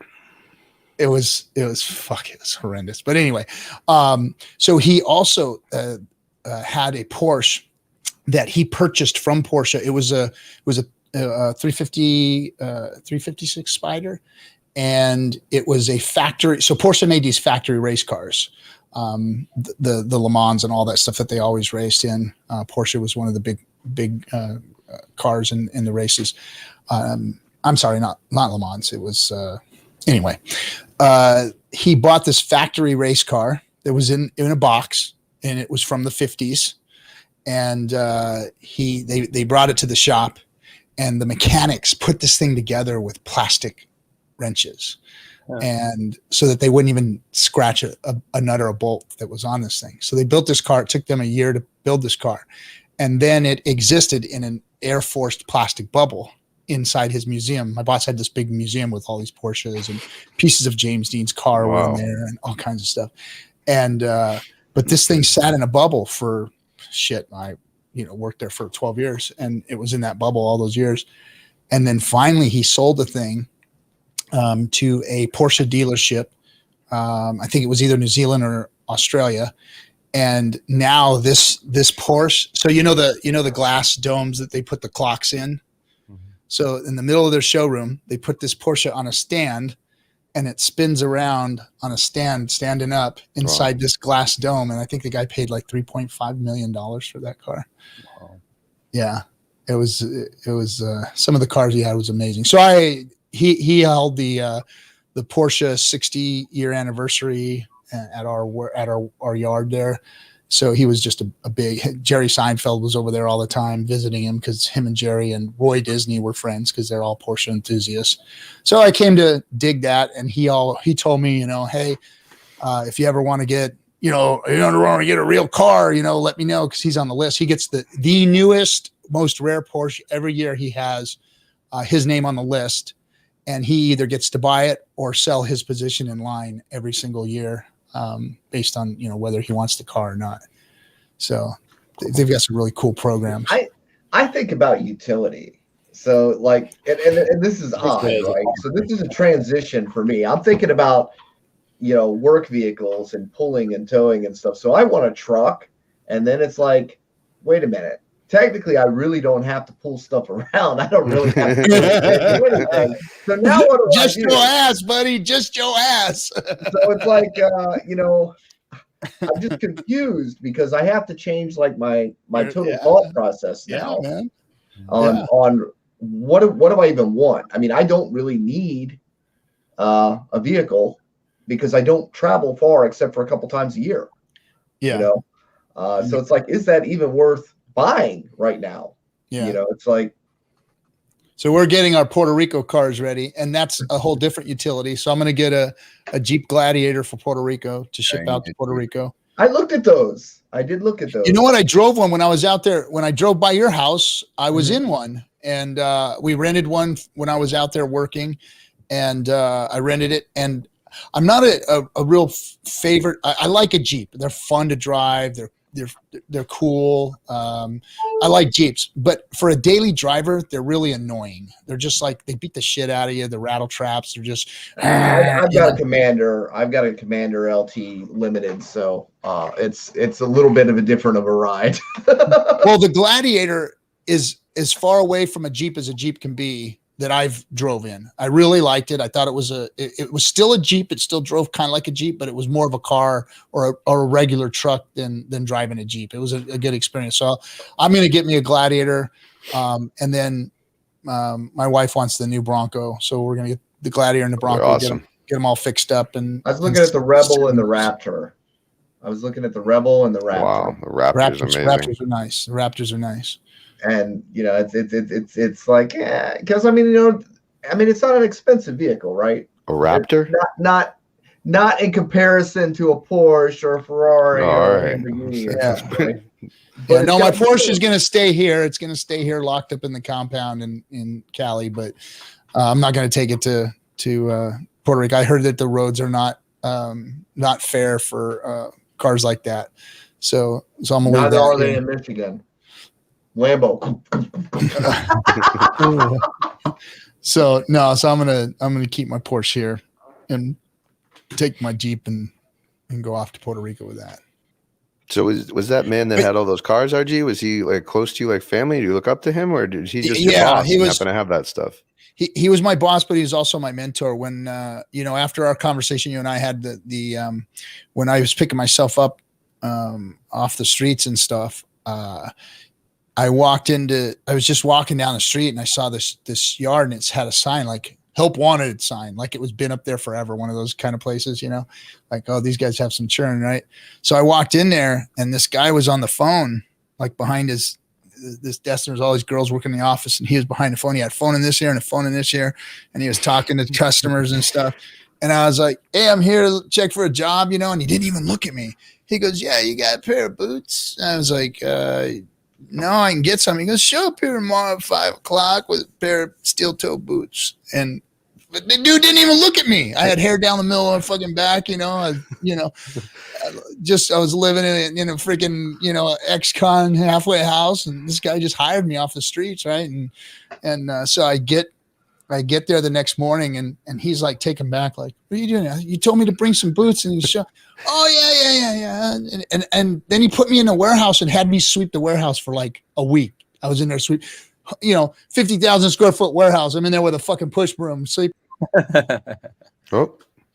Oh, he Now, Gary, you rented a nice car for Vegas that you didn't get to use. That was cool. That was terrible. What did you have, Gary? Car, but I think I drove it maybe like 40 miles, I think, in 4 days. Sorry, dude. I've done that twice now. Yeah. But anyway, like you said, he had me sweeping the floors and then they gave me a job and said, hey, well, we'll put you on the trucks and turn you into a millwright. And that's kind of how my movement into that industry happened, after I kind of picked myself in. And I stayed in that industry for all these years. And it was because of him that I was able to do that. And then he taught me things like he had, like you said, he had this museum and he had this fucking Harley in there, man. It was an Evo and the 90 something Heritage Softail.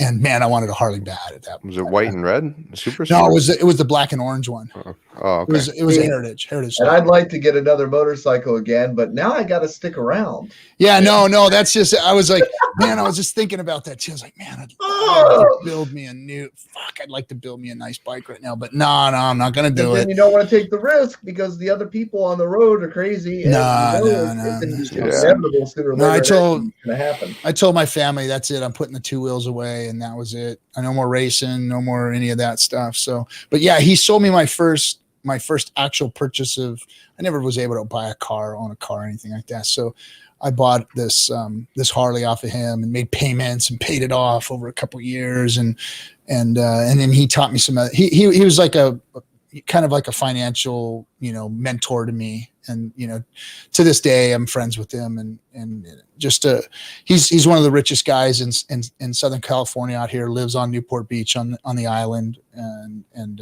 Balboa Island and just, on the water, big white yacht, and, the whole thing. Very, very, very wealthy but good human being and taught me a lot about finance and what to do and properties and, owning, you can never go wrong with cars or property. You get a car, make sure you get the right one, of course. Don't buy garbage. But you couldn't go wrong investing in cars and property ever. And he was right. He was right. I remember he told me, he said the first time I was looking to buy a house and he said, I don't care what you do, beg, borrow, and steal, you get enough money to get that house and you get in it. And I did. It was the best thing I ever did in my life was buying that first house. And then, and then I was, grateful that he taught me how to do that.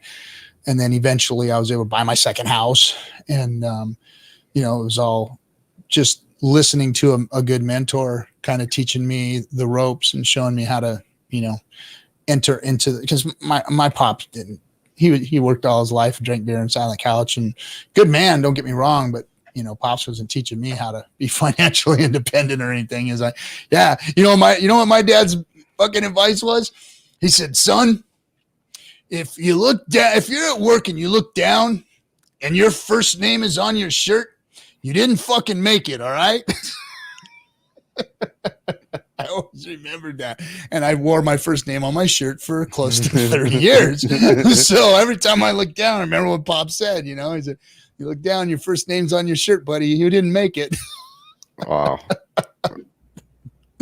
My dad was wise. Now he did it in different ways, but and the advice he told me about women was, he goes, son, I've never taught you a whole bunch about women. He goes, well, only one piece of advice I can give you. Never date a girl that's got more tattoos than you do. That was back in the day. That was different. Girls didn't have tattoos back now you can probably forget about matching, but back in the day that was a saying. Tread lightly. You might get cracked in the head when Jack comes across you at the next event here. Yeah. Yeah. So, but yeah, man, I learned about Porsches through that, and growing up with Volkswagens and always wanting to be a Porsche guy. And then if you've ever been in one, if you've ever been in a Turbo S, if you've ever felt that, it's just, if you guys don't know, so you can like your Ferraris and your Lambos and your rocket cars and your Dodge freaking monster 800 horsepower cars. You can go ahead and love all that stuff, but just Google or YouTube search any of those cars up against a GT Turbo S and watch the result. None of them beat that car. That car is the fastest car on the road. And it looks like your typical freaking businessman's car. It's just, a plain ass looking Porsche. When they rev it, it goes zing, zing, zing. It doesn't even sound like a freaking car, but it eats all of their lunch. It's the most incredible freaking, it just sits you into the chair. I mean, the seat is like sucking you in. It's so fast. Is it all-wheel drive? I don't know if the new ones are all-wheel drive. They've had all-wheel drives out. Porsche's done that a few times, but I don't know if the new GT is. I don't think that the Tesla beats it, buddy. I don't think the Tesla beats it. I could be wrong, but I don't think so. But yeah, those Teslas are fast as shit off the line, man. That electric power is just like it's beyond compare. Instant power, just boom. Now I drive by the Honda shop and those 1800 Furies have been calling to me. But I know I got to stick around and I can't do it. Yeah, for sure, Johnny. Be careful with that. Yeah. But I'll tell you, those damn Lambos, like I was looking at Overwatches the other day, and man, that thing is just freaking gorgeous. I mean, those and the Ferraris, just freaking gorgeous cars, man. Gorgeous. Yeah, Porsche wins championships. That's basically it. But that open air, that two-wheel therapy, man. You know what, bro? I really thought about it because I got a buddy that has a shop out here and he builds Harleys, and I was gonna say, you know what, man, I could for like 50 grand, you just build something so fucking stupid. I mean, just awesome, just fast as just gnarly. And I just said, nope. No, I ain't gonna do it. That's just asking. Like Richard says, you got to avoid the pitfalls in life, because even if they do give you a pill, you're gonna die from something stupid like that. Something stupid like that, exactly. Yeah, I mean, even those fast cars are dangerous. I mean, look at that one kid, that the Fast and Furious kid that just passed away a few years ago from his Porsche accident. I mean, that was awful. But yeah, that blonde guy, what was his name? I forgot his name. Yeah, Paul Walker. Walker, that's his name, Walker. Yeah. Walker. Drummer from Def Leppard lost his arm because of racing around in cars. Yeah. Oh yeah, lots of rock stars died and shit, man. But did you guys see the comments that the Tesla does 0 to 60 in 1.99 seconds? That's wild. That's insane. That's insane. Yeah. I don't think I've ever even heard of below 3 before, and this is below 2. That's really hard to believe. Well, it's all even the truck. Even the truck's got like 0 to 60 in like 3 seconds or something. The Cybertruck? Yeah. What? Yeah. Wow. Yeah, their 0 to 60 speeds are insane. Yeah. Now, I would like to see I wonder if there is a you beat it in the top end. It's just on the takeoff. Yeah. Wow. And that was the other thing. Rebel, Raptor, or Cybertruck? Oh, Raptor all day long. And it's like the Raptor. Do I need a truck now? Do I need a truck now? Do I really? I don't know. So confused. I don't know what to do when I grow up.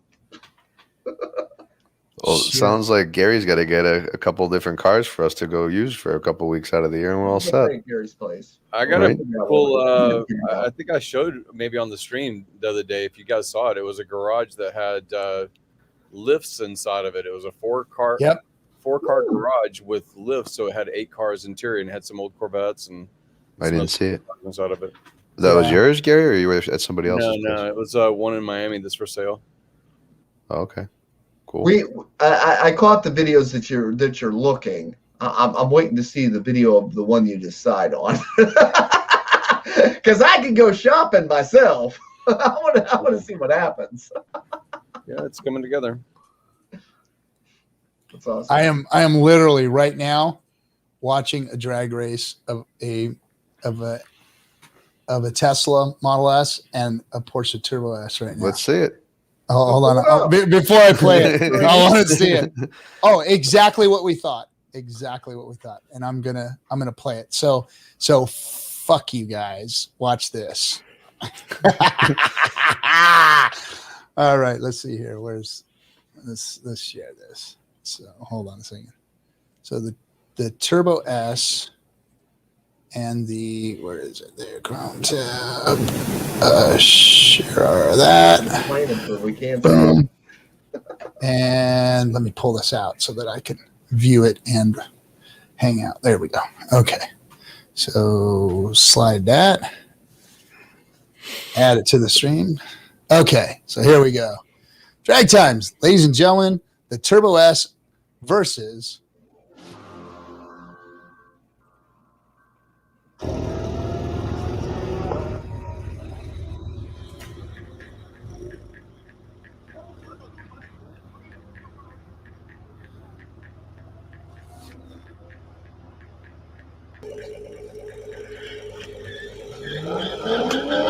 oh shit. Nice. There it is. You see that look that guy was giving it? He's like, this car is gonna get my ass. That's the Tesla, the blue one? Yeah.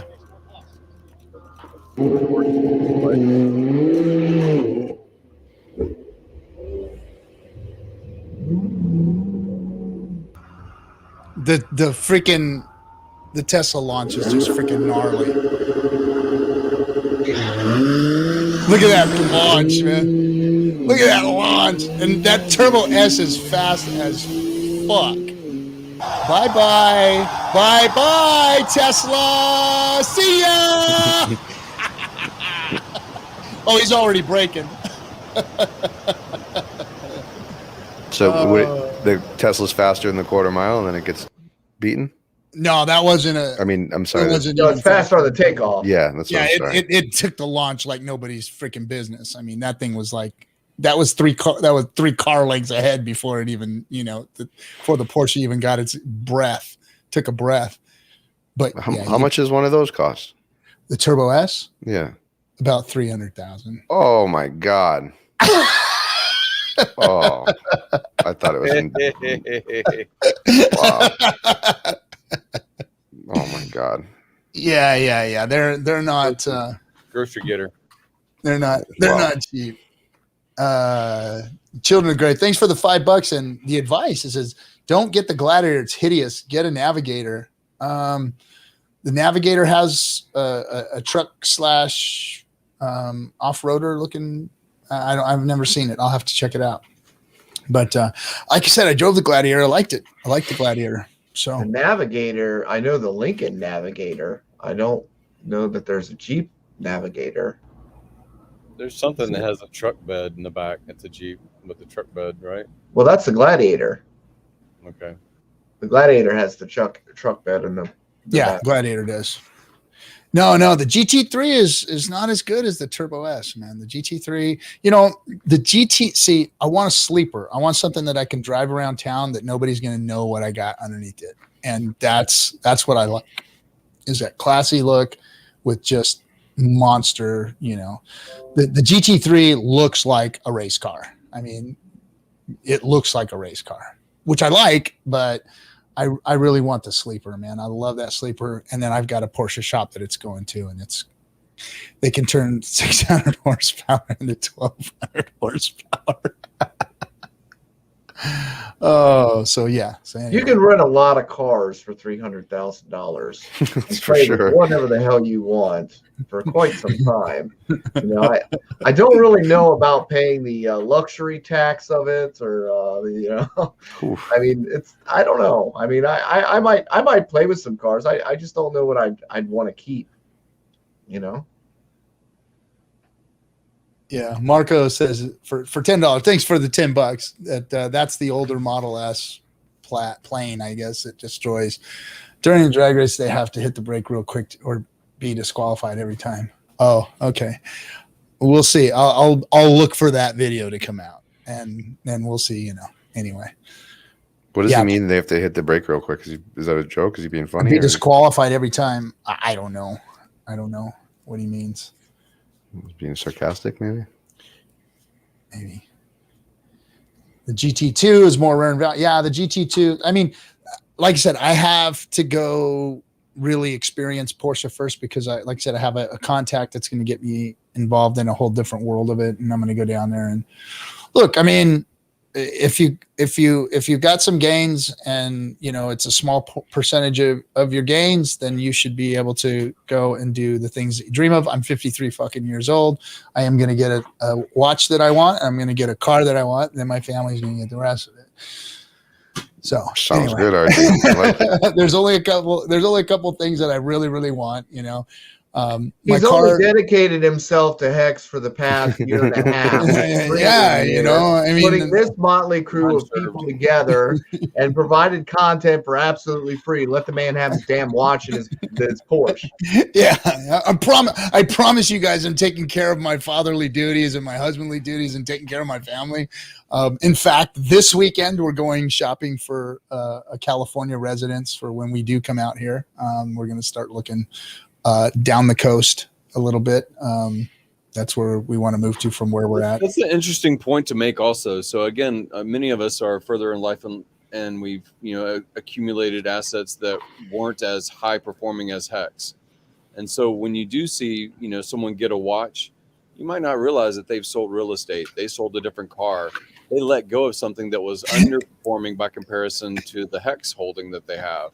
Yeah, so to be honest, Gary, exactly. I'm not going to spend companies. I've sold companies, and you rotate out. I mean, again, you need to give a little bit of context about this because people just think you're selling your Hex.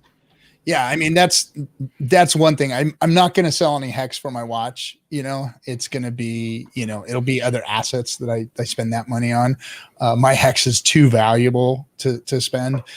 Right now, anyway, I don't think any of my Hex needs to be spent for at least another year. You know, I don't see any gains needing to be taken out. I'll spend money I have saved to buy things that I want, and then you know, Hex will be even that much more valuable later on down the road.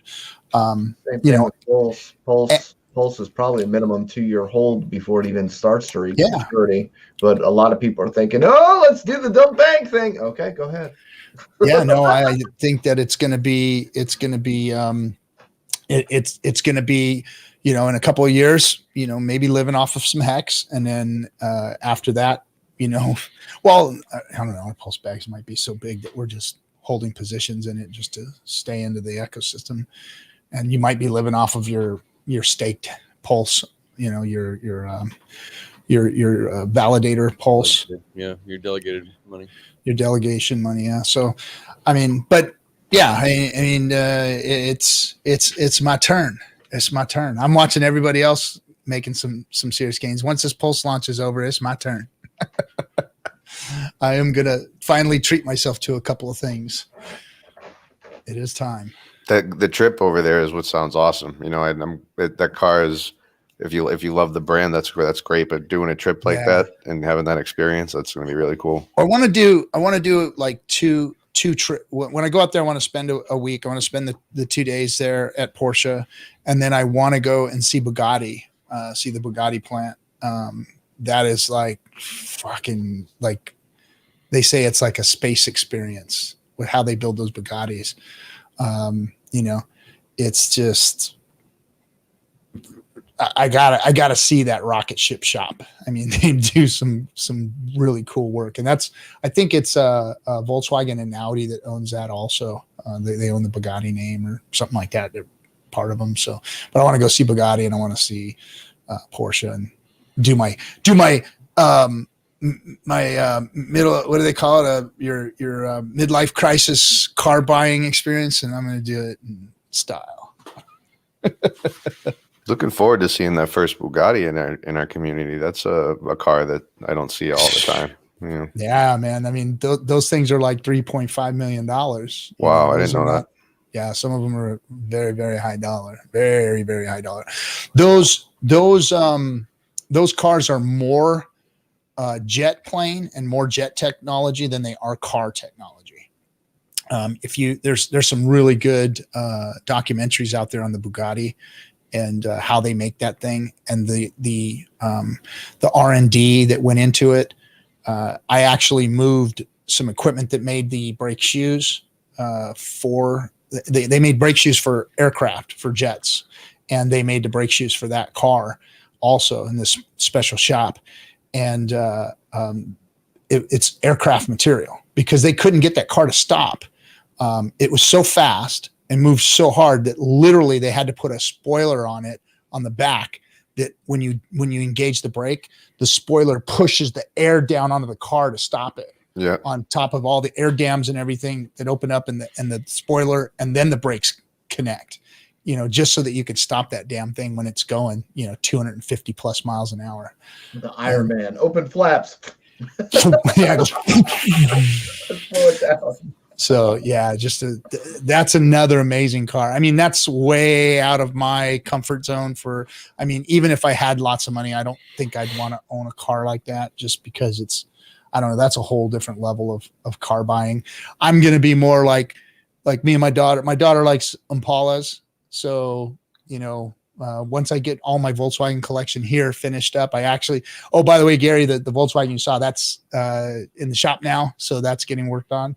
Nice. I just said, you know what, screw it. Finish the whole thing. And let's get this thing done. So I got the Volkswagen bus getting done, the Karma Gia getting finished. And so RG is your wife going, honey, it's okay. You can have a midlife crisis car if you want. No, she says, about fucking time you got that bullshit out of my garage. Oh, mine's picking at me going, do you want a midlife crisis car? Are you looking at midlife crisis? Are you going to have a midlife crisis now? Yeah. You can have one if you want one. So baby girl wants a 59 or a 60 Impala. And so we're starting to look for her. She wants an Impala. That's awesome. Yeah, so we'll get her one of those one of these days. That's her dream car. So, and I love those cars too. 59 Impalas. Yeah, that's what I see you in, RG. I totally see you in that. Well, I'll be rolling a 6.4. That's for sure. Fucking switches and Dayton's and everything. There you go. That's what I see you getting out. That's what you'll see me in a convertible 6.4. Yeah. Be my daily driver, and then my Porsche will be in the garage, and then my Volkswagen collection, and that'll be about the extent of my cars. Makes sense.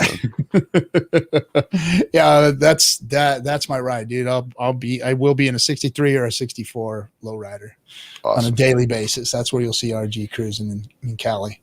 Not in Puerto Rico because they don't do too good out there either, from what I understand. Yeah. But, I would just have like a Jeep. You can have a nice, four-wheeler or something up here. What about Hummers? Are Hummers everywhere there? No, I mean, there's cars everywhere. And there's BMWs and low-ride cars and things like that. But you get car insurance and then you get tire insurance. You have to I used to get that here in the U.S., regular states. That doesn't even sound fun. Policies. They said that the potholes there are pretty challenging. Yeah, I mean, you can fall in, I'm pretty sure. I mean, again, in highways, I mean, you would expect it on a side road or whatever. You're like, yeah, the roads aren't that great or whatever, but you can be on a highway and you'd be like, holy fuck, what was that manhole cover? What was that? That was a 3-foot hole. I gotta go back and get my rim. Shit, you're doing 70 miles an hour. What about my kidney? Holy shit. Boom. Yeah, that's what I heard. They said, no, you, because I just talked to our financial advisor out there in Puerto Rico and put a call into him today. And And it's better to buy your car out here, put it together the way you want it, and then ship it to Puerto Rico. Right. So I'm going to get our off-road. I'm going to go check these navigators out. Too, but God, yeah, the mileage.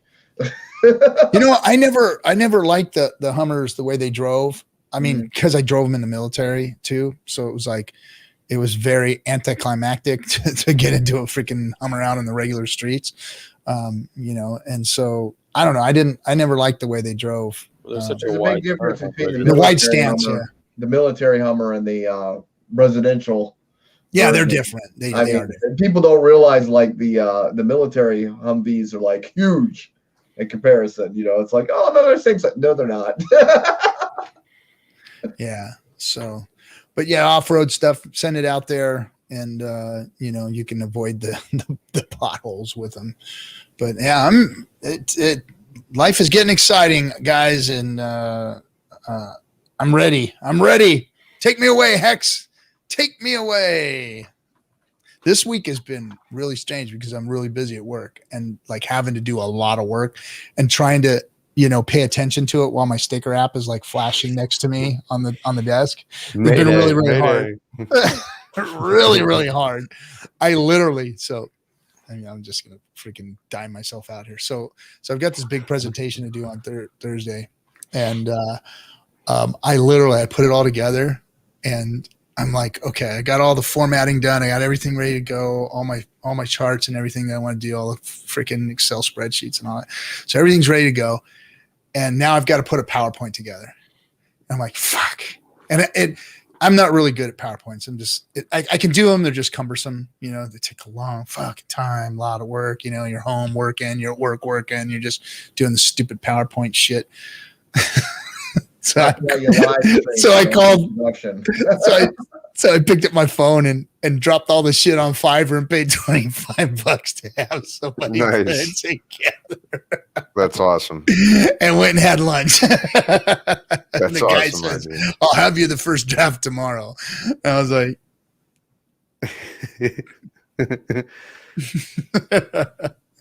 so yeah. Hold on a second. Thanks for the $5. Navigator is a different type of vehicle. Don't bother looking at it.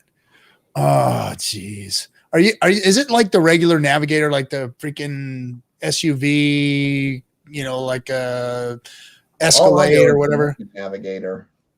Yeah, that's what he's probably talking about. Cause yeah, I don't want an SUV, bro. I want to get around half semi off-road, not kill you in a pothole freaking truck car. Now there's a Navigator Sky Captain that is like riding in a plane with a big screen TV and everything. Those are really expensive, but those are the kind that you sit in the back and hang out and have a driver for. the Rolls Royce is what I told Hexo to get for his wife. That's the SUV, man. Is the new Rolls Royce? I forget what it's called. Sienna or no? What is it? Let's see. I'll look it up real quick. Rolls Royce. There it is. It is called. Oh, Aerospace. It is called the. Oh boy, their website's so crazy you can't. I should have just put. Yeah, they're talking about the Lincoln. Yeah, look up the Lincoln Navigator Sky Captain. That's an interesting setup. It's not your basic Lincoln Navigator. It's called a Cullinan. Cullinan. Cullinan. What's it look like? Pull it up. Show us what you're talking about. I'm going to pull it up right now. Let's see. And then Johnny, what did you say? Lincoln what? Lincoln Navigator Sky Captain. Sky Captain. Thank you.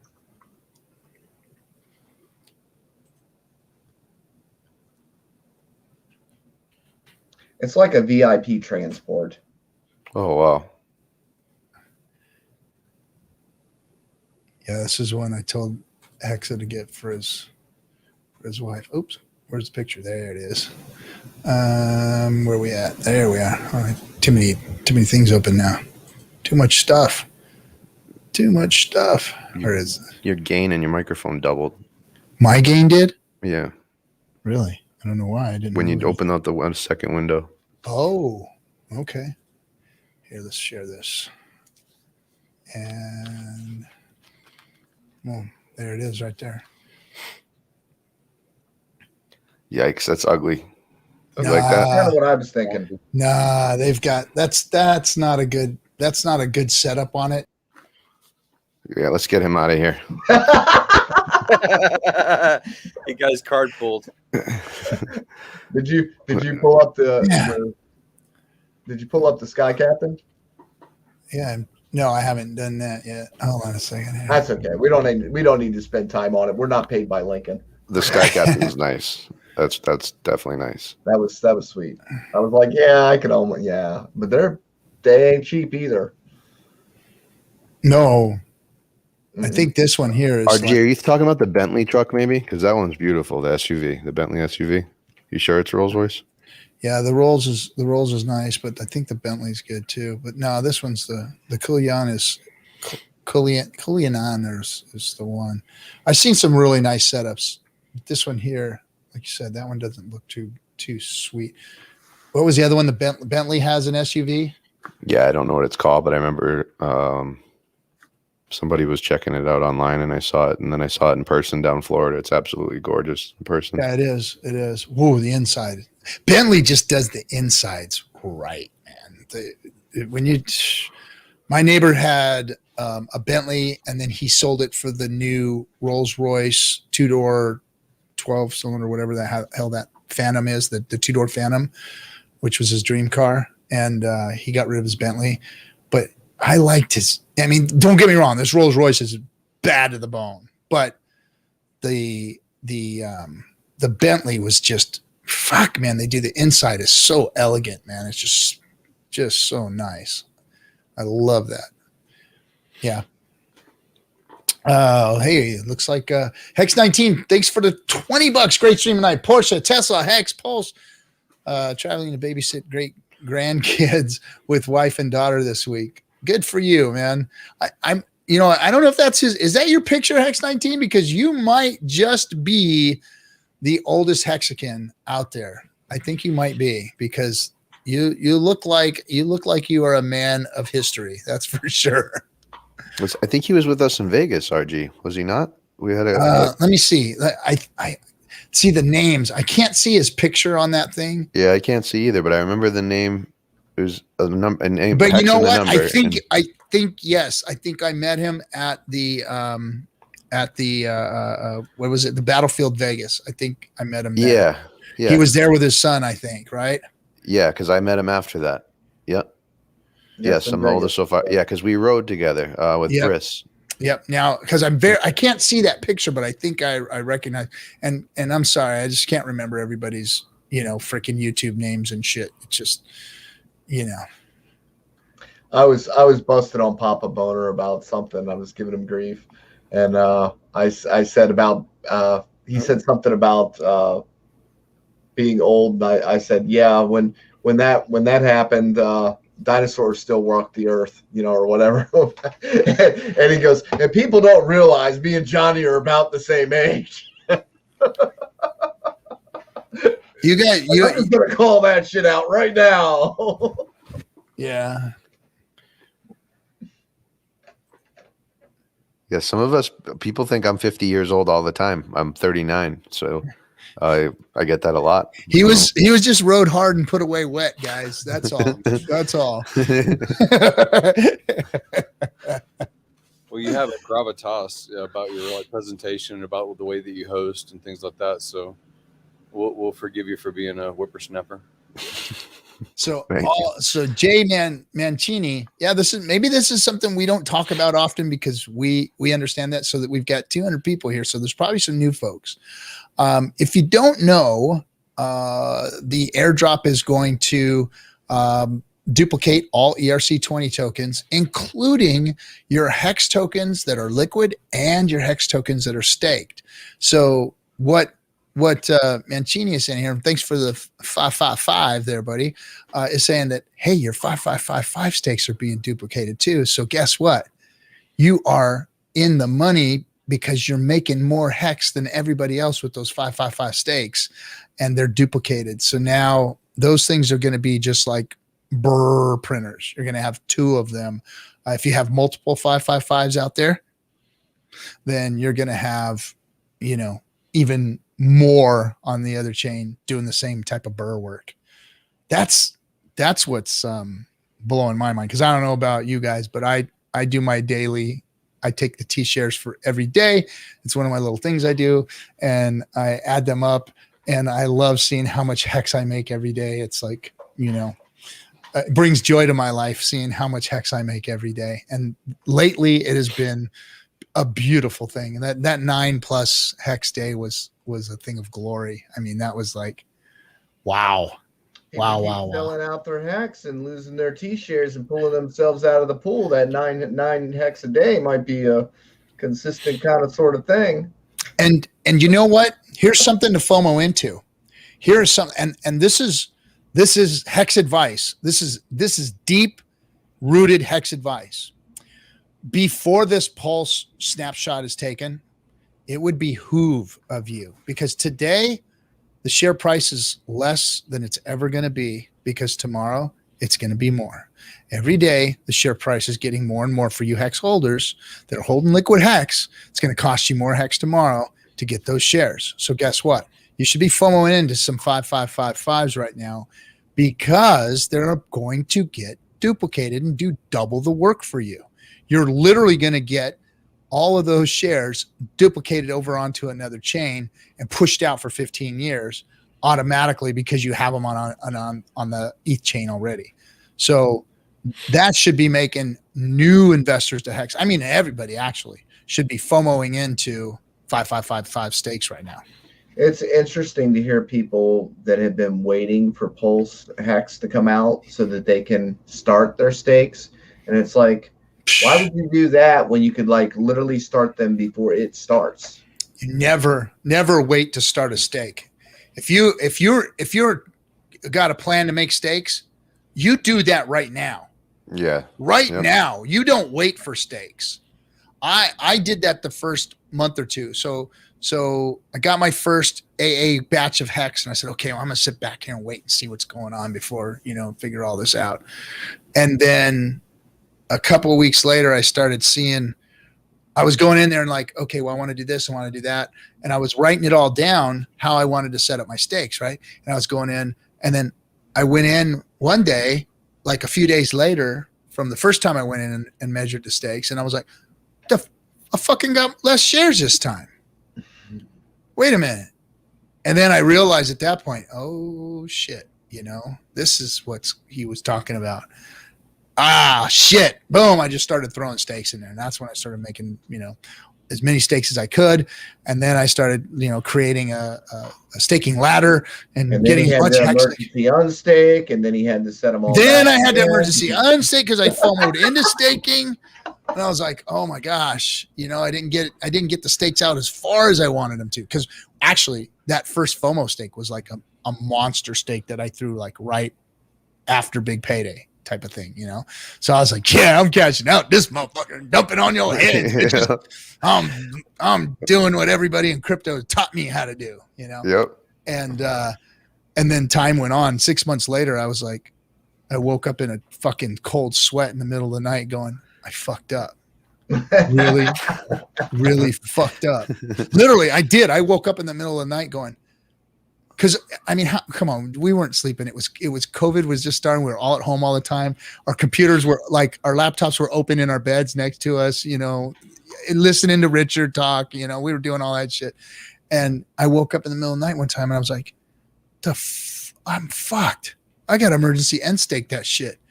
So then I started looking at all my stakes that were that early that I had 50% hit already or more.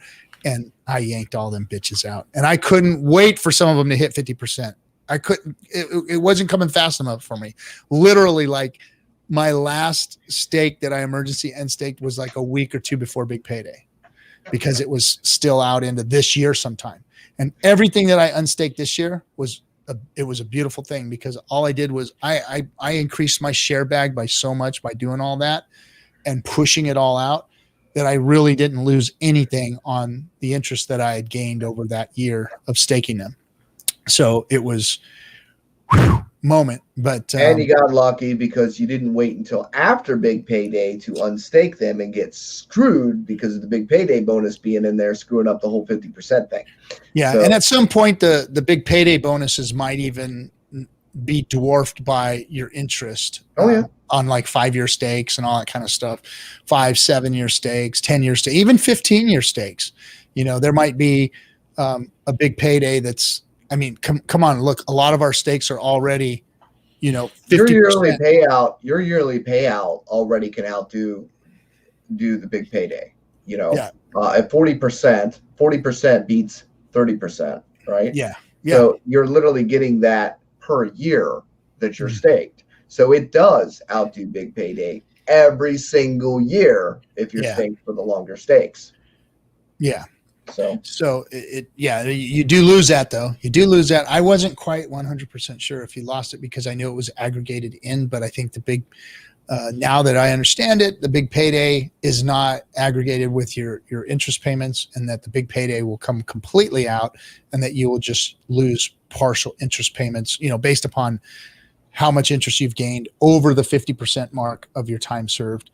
Because if you do go, damages your principal too is the thing. So if you got the big payday bonus in there, you have to serve your term. The one you set before big payday, you have to serve that, or you're going to get Even wrecked. the day before, you unstake the day before, you lose yeah, your I think so. big You're payday. still going to get your butt kicked. Yeah. Wow. But I mean, if you're on a 7-year, 10-year stake, 15-year stake, and you're over half your time, and your interest that you do gain might outweigh your big payday by lots. Because I mean, look, all of us that have had like 2-year stakes now that are coming due, the interest has overrun the principal already.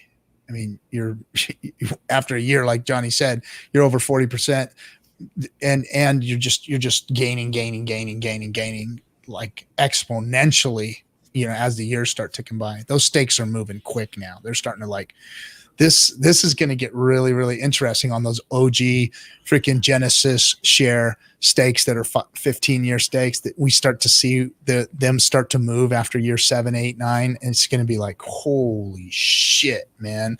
And we talked about it. We've done math on it from the beginning, saying there's just this many X returns, looks like, and blah, blah.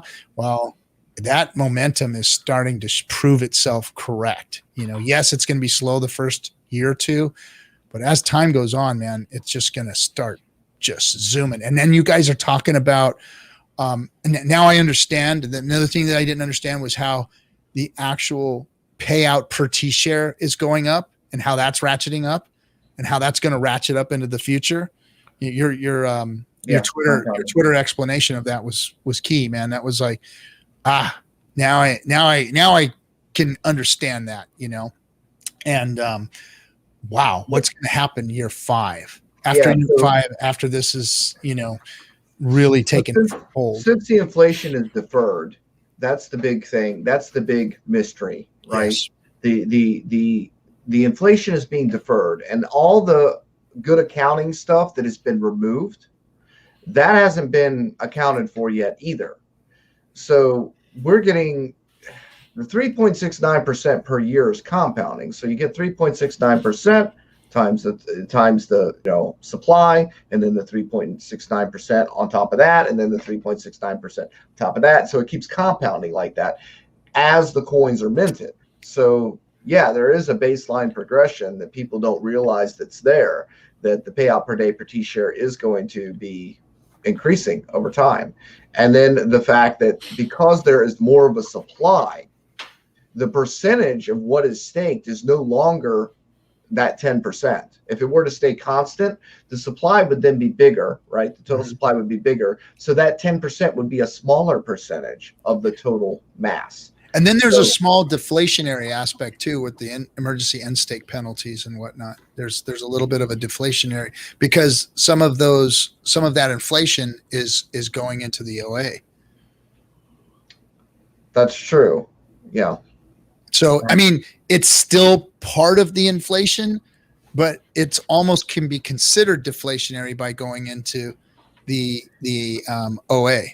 Yeah, but the inflation is based off the total supply. So it's 3.69% of total supply. So whether the OA has it or not, the amount of new coins being minted is increasing year after year.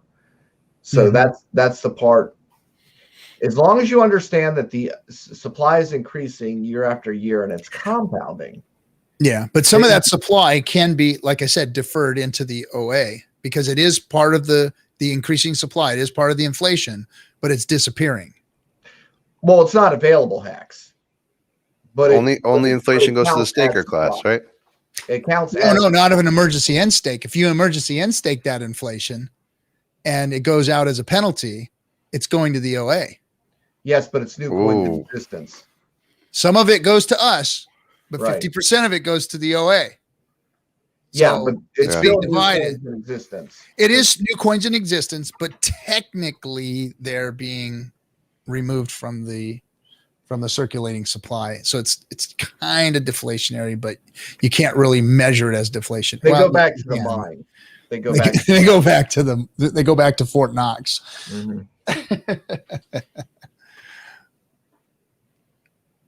Let's see. My second. We lost Gary. Gary said goodnight. Yeah. Yeah. He had to go. He's got an early morning. Yeah, he's got big plans. He's got a lot going on. He sent me oh man, you guys are going to have so much fun. Oh, the things that you guys are going to do. All you hexicans, all you crazy young single hexicans out there, the things that you guys are going to do. I'm so excited for you. So excited. Avoid the pitfalls though, fellas. Avoid the pitfalls. Have fun, but avoid the pitfalls. You ladies too. Avoid the pitfalls, but have fun. So what news do we got about the next Vegas meetup? Oh, the next Vegas meetup. So we do have a channel. It's called Hexicon 2022, and you can go and join the chat and start talking about it. And let me pull up the let's see here. Where is the? It is t.me. How come I can't see it? Where's it at? No, I don't want to edit the group picture. I want to know what the t.me is. I think it's t.me/Hexicon. And if you want to go join the conversation in there, we are going to get a lot of ideas, things that we're going to do, updates on what's going on. So we're in the middle of negotiations to finding our location, nailing down the dates. It looks like March 6th through the 9th is going to be the date, but people are starting to talk about it being a rough time for it being during the week versus the weekend, but we can get cheaper rates. So there's all kinds of discussions about that. So this Saturday we're going to be kind of starting to nail those things down with the whole team there, and then but we want the chat room to start putting lots of ideas in there for what you guys want to see. Now Gary's working on some top-notch talent. We just had a big meeting with a group of big names, big names that can come in and speak to the groups and whatnot. And then of course, we'd love to in some way, shape or form, get Richard there, whether he's in person or on video live with us. My guess is that will probably more than likely be the way that he communicates with us because of his OPSEC and how he likes to handle things. So, but yeah, we want to do that. One of the things that I've put out there. So of course it'll start, it'll probably be a 4-day conference like they usually are. The first day, what I'd like to do is we're going to put together an event where all the Hexicans that show up, we're going to do a community service. So we're going to find a worthy cause, whether it be a food kitchen or go help a school, paint a school. I've done some things like this before in the past. Help some organization and put manpower into it, bring Hexicans all together. We'll put us all on a bus that morning. We'll go out and we'll paint a school or we'll feed a bunch of people or something. We're going to go give back to the community for that morning. And then we'll come back and have a big meet and greet with everybody and do a cocktail party evening or something like that, and then that'll be how we kick off Hexacon with some service first, and then we'll go into it and have a bunch of cool content and have a bunch of cool partying and getting together, and just make it an awesome event. Awesome. So go in there and join the chat and put your ideas up, and anybody who has contacts, or I know so it is going to be Vegas, guys. It is going to be Vegas. That's where our contacts are. That's like the best central location for all of us to meet right now. I'm not saying that we can't expand this and go global and do, events in different places, Dubai. We can do all kinds of cool stuff in the future. We could even have a couple during the year, maybe seasonal things. I've seen these If you guys want to come visit me, I'm in the United States. I ain't sorry, y'all. I ain't going to Dubai. Yeah. Bye. So Johnny's going to stay home. He wants to go to Ohio. He wants it to go to Ohio or over there somewhere. But it's going to Vegas. It's very easy for everybody anywhere in the world to get there for a decent price. That's where it's going to security. That's where it's going to be. There's Cameras good security. Everywhere. Yeah, you can just almost forget about somebody rolling you there, unless you're in a back alley doing something you ain't supposed to be doing. You're probably safe in the streets of Vegas. So that's where it's going to be. That's what we're going to do. And go ahead and jump in the chat and put your ideas in there, and then we'll have breakout sessions. Maybe different courses. Your favorite people are going to get up on stage and do their things and do some talking themselves, and everybody will have a little part to play in the Hexagon community, and then we'll have some cool stuff. Johnny isn't allowed out of the old age home unless his kids sign him out for the weekend. Harsh. Okay. Yeah, Gary, say goodbye, everybody. I just read that. All right. I got to ask about the URL. Either Maddie and I are idiots that we didn't think of the word Hexacon, or the URL is taken and you've had it. So, or whoever has it's had it. Tell me you got it. Of course. All right, cool. Awesome. Because that's a great name. I'm thinking, how could we overlook that? So I didn't. Good man. Good man. So anyway, yeah, I liked it. I thought it was good. So we're gonna. I mean, that's not the final name yet. We're still kind of in. I think it's a great name. I think it is too. But yeah.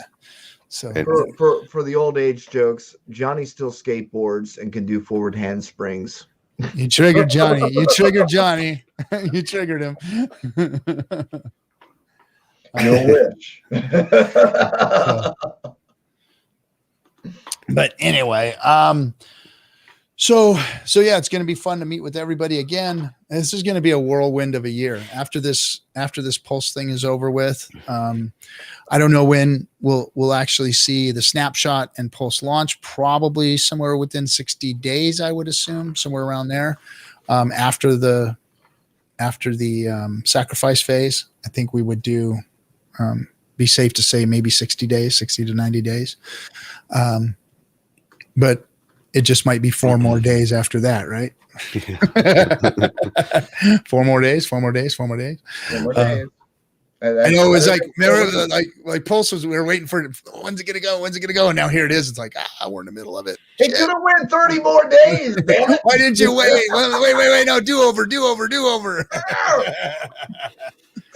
It's all right. I'll wait for the plebs to sell. I know it's coming.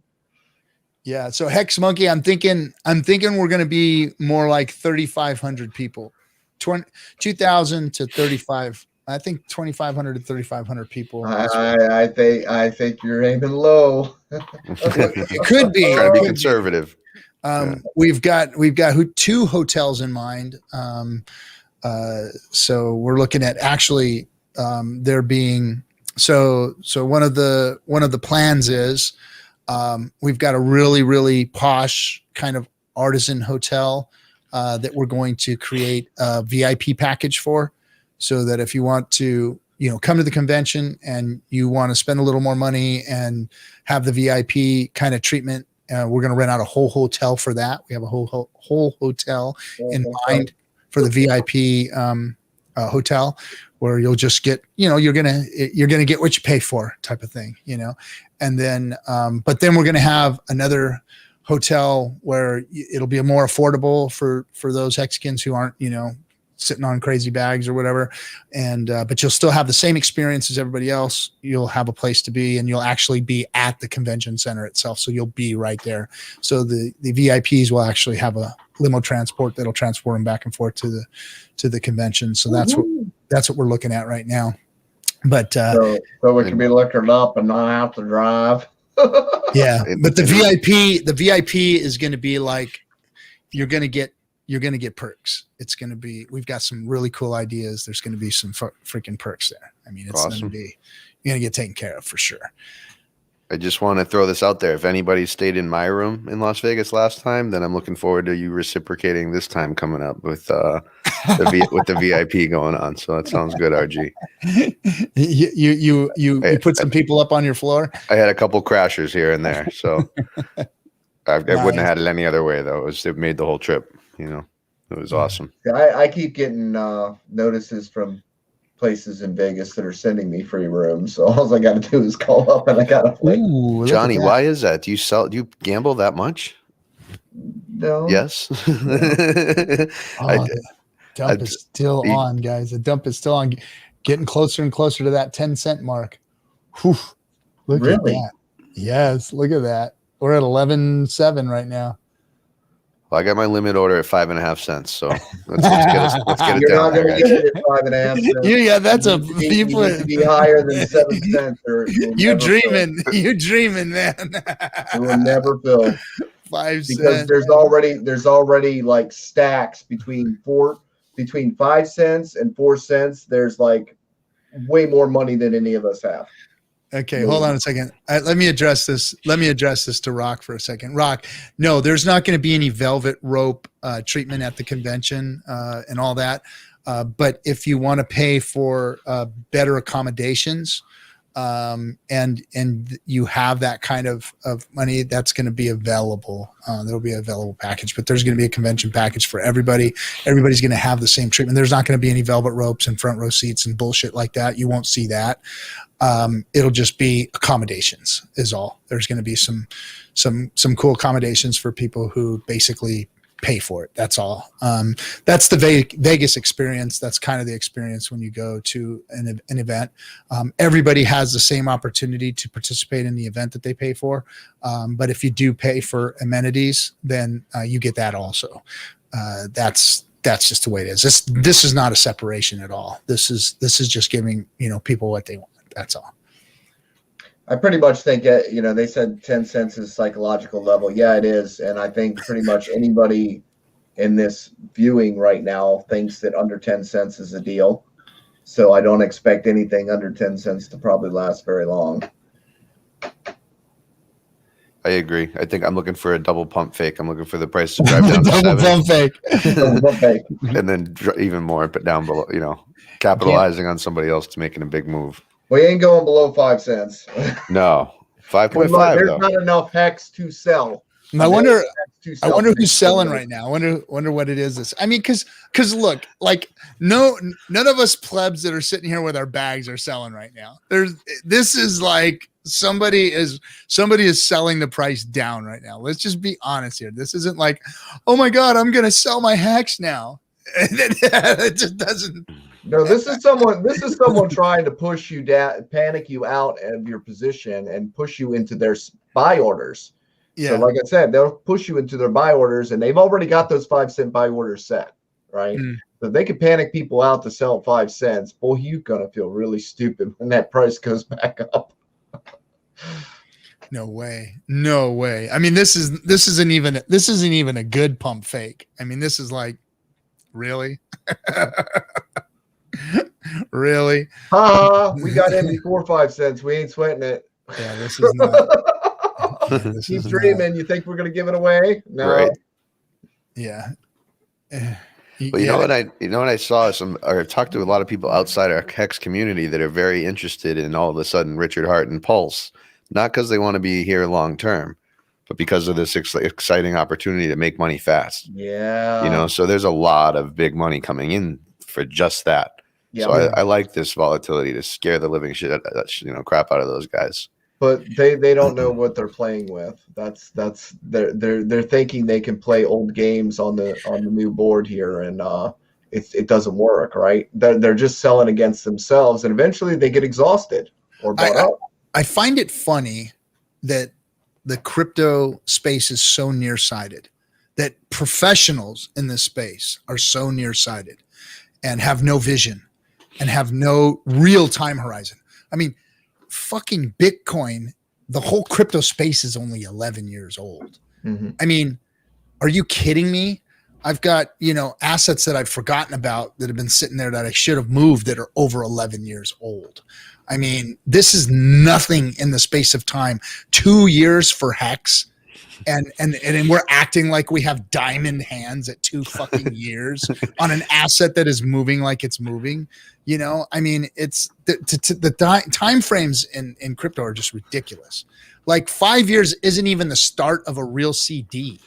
You're looking at 10-year time horizons for bonds and all of these things. People hold stocks unless you're an idiot day trader. Then people hold stocks for years and years and years and years on end before they ever cash them out or utilize them. I mean, it's the most ridiculous thing I've ever seen is this, you're diamond handed if you held for a year and a half. It's like, what the fuck are you talking about, man? It hasn't even had time to mature is the thing, though. I don't even feel like it's diamond hands. I feel like it's like, look, it's not mature yet. It's not ripe. It's not ready. It's like, when you're a collector and you collect something, you don't take the first price that you're offered, right? This thing has value. You want to hold on to it so that it appreciates. So you're not willing to sell it for the first offer that you get. That's just crazy. Yeah, I wonder if the whales are getting mad at us for talking like this because they got to be getting mad because it's like you guys, these things are not going to work. Everybody, the 200 people that are sitting here aren't going to panic sell into your shit, man. So, but there's a whole bunch more out there that are going to, or that are not watching or listening to us that aren't Hexkins, and I guess the whales don't care. They're like, yeah, those are the guys that are never going to let go of our ankles. They're going to keep holding on the whole time, and they're not going to shake us, but there are a lot of people that they are going to shake. They can leave now. Whales, you want to sell all your bags? Go ahead. Give them. You don't deserve them to begin with if you're going to be selling them at these prices. Go ahead. Just give. I noticed, I mentioned in the comments before I showed up here tonight with you guys, but I noticed the distribution on the long tail is disproportionate to what I'm used to seeing. That the Pareto rule doesn't apply, where the top 20% own 80%, right? It's not even close to that. The top 10 accounts are nothing in pale in comparison versus the rest of us. So the majority of us, being one, is actually the second biggest entity thing underneath the OA. We're bigger than C5 and the Godwill put together, exponentially bigger. And they know this. So they know that they're all smart playing games with each other, but what they really have to do is they really have to scare all of us, because it's the one time where we're bigger than the whales when we unite. Well, there's 10% of us they won't shake out. They're working on the 90% of that they can shake out, exactly, or at least that they can work on. The staker class, the 10%, the 9-10% of Hex holders that are like diamond handed, understand staking, understand Hex, understand where it's going. We're at the top of the freaking crow's nest on this thing, forced into the storm, going, yeah, bring it, motherfuckers, bring it. You ain't gonna put flash us out of this thing. So, but yeah, they're going for that 90% of people. And there's the reason for it too, right? You get these people in BTC, they're like, we're not selling. Well, we've actually got a reason not to sell. We're getting paid every day. Every day. They're shaking us out of our paycheck. Day. Per day. That's right. We're not getting shaken out of our paycheck. So why are we going to sell what's making us 40% interest? Why? You think we're going to, oh, it's scary. Still making 40%. Oh, it's still making 40%. Yeah. Yeah. I've got a solid price point now. And I'll tell you what, it ain't even close to 10 cents. You know, there's no hex going out of my hands until it hits a certain price point. And, you know, I don't need to sell any hex to wait for that. So I'm going to be just fine. And I'm not going to let these guys shake it out because I know where hex is going. I know hex is going to go to $1 eventually. I know it will. I mean, and at that point, it's worth something, you know. The whole point of this system is literally don't outsell what you produce. That is the whole damn key to this system is never outsell more than you produce. Yep. And then you never give up your position. You never lose a single coin. Nope. You'll lose T-shares, you'll lose what you earn, but if you never outsell what you produce, you never have to. You never have to lose your position ever. You can take your position and pass it on to your kids. Mm-hmm. Which you know should. What happens when you get old and the government comes and wants everything that you have in solid assets that they can acquire? Can't touch that. Left for your kids. Guess what? Now you do. Yep. Now you do. They ain't taking that because it ain't real until it's cashed out. Nope. Well, it doesn't exist. Like it was burnt. It was burnt. You know, It was burnt. And one day you may get a future return. Yeah. And it may be worth something that day. But until that, you cannot speculate on what that value is or what that thing is worth. You know, think about it. It's like, okay, I'm going to come after you for taxes for that thing you have. Let me see that thing. Well, you can't see it. I don't own it. What do you mean? Well, I can't touch it. I can't show it to you. I can't give it to you because it doesn't exist. It doesn't exist in a way that I can show it to you. Well, okay. So then when it does show up, we're going to tax you on it. Well, it's not worth anything until I turn it into dollars. So it's really, you know, how can you value it?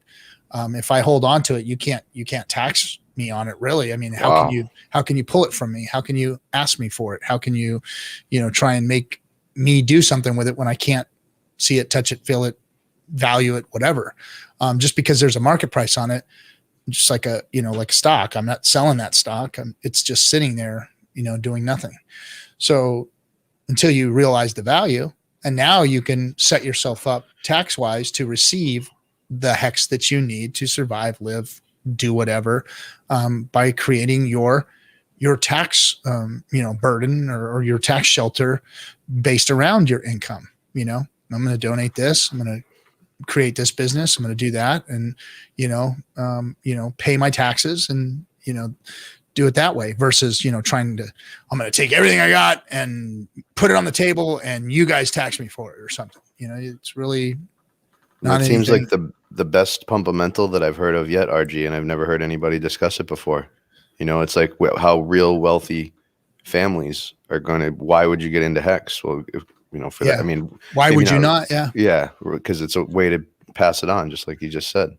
And just like 19 said, he says, I don't own any hex. I own T-shares, which are not sellable to pay for your fucking tax. You can't sell my T-shares. You can't have my T-shares. You can't remove my T-shares to value them.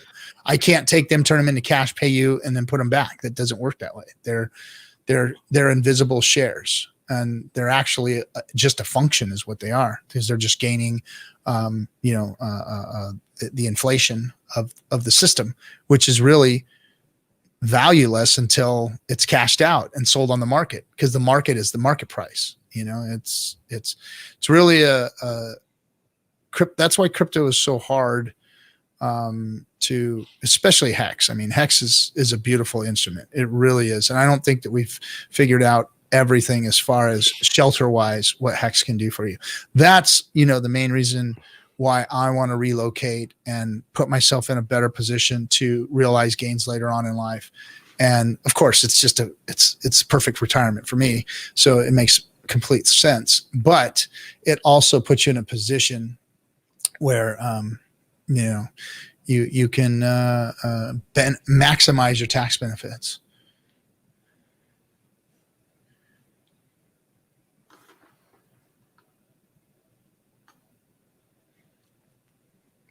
I thought it was bots too, but I think it's just having a regular conversation. Oh, yeah. I see it.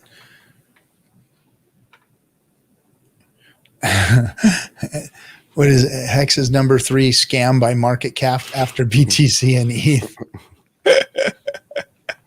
That's a good one. I like that.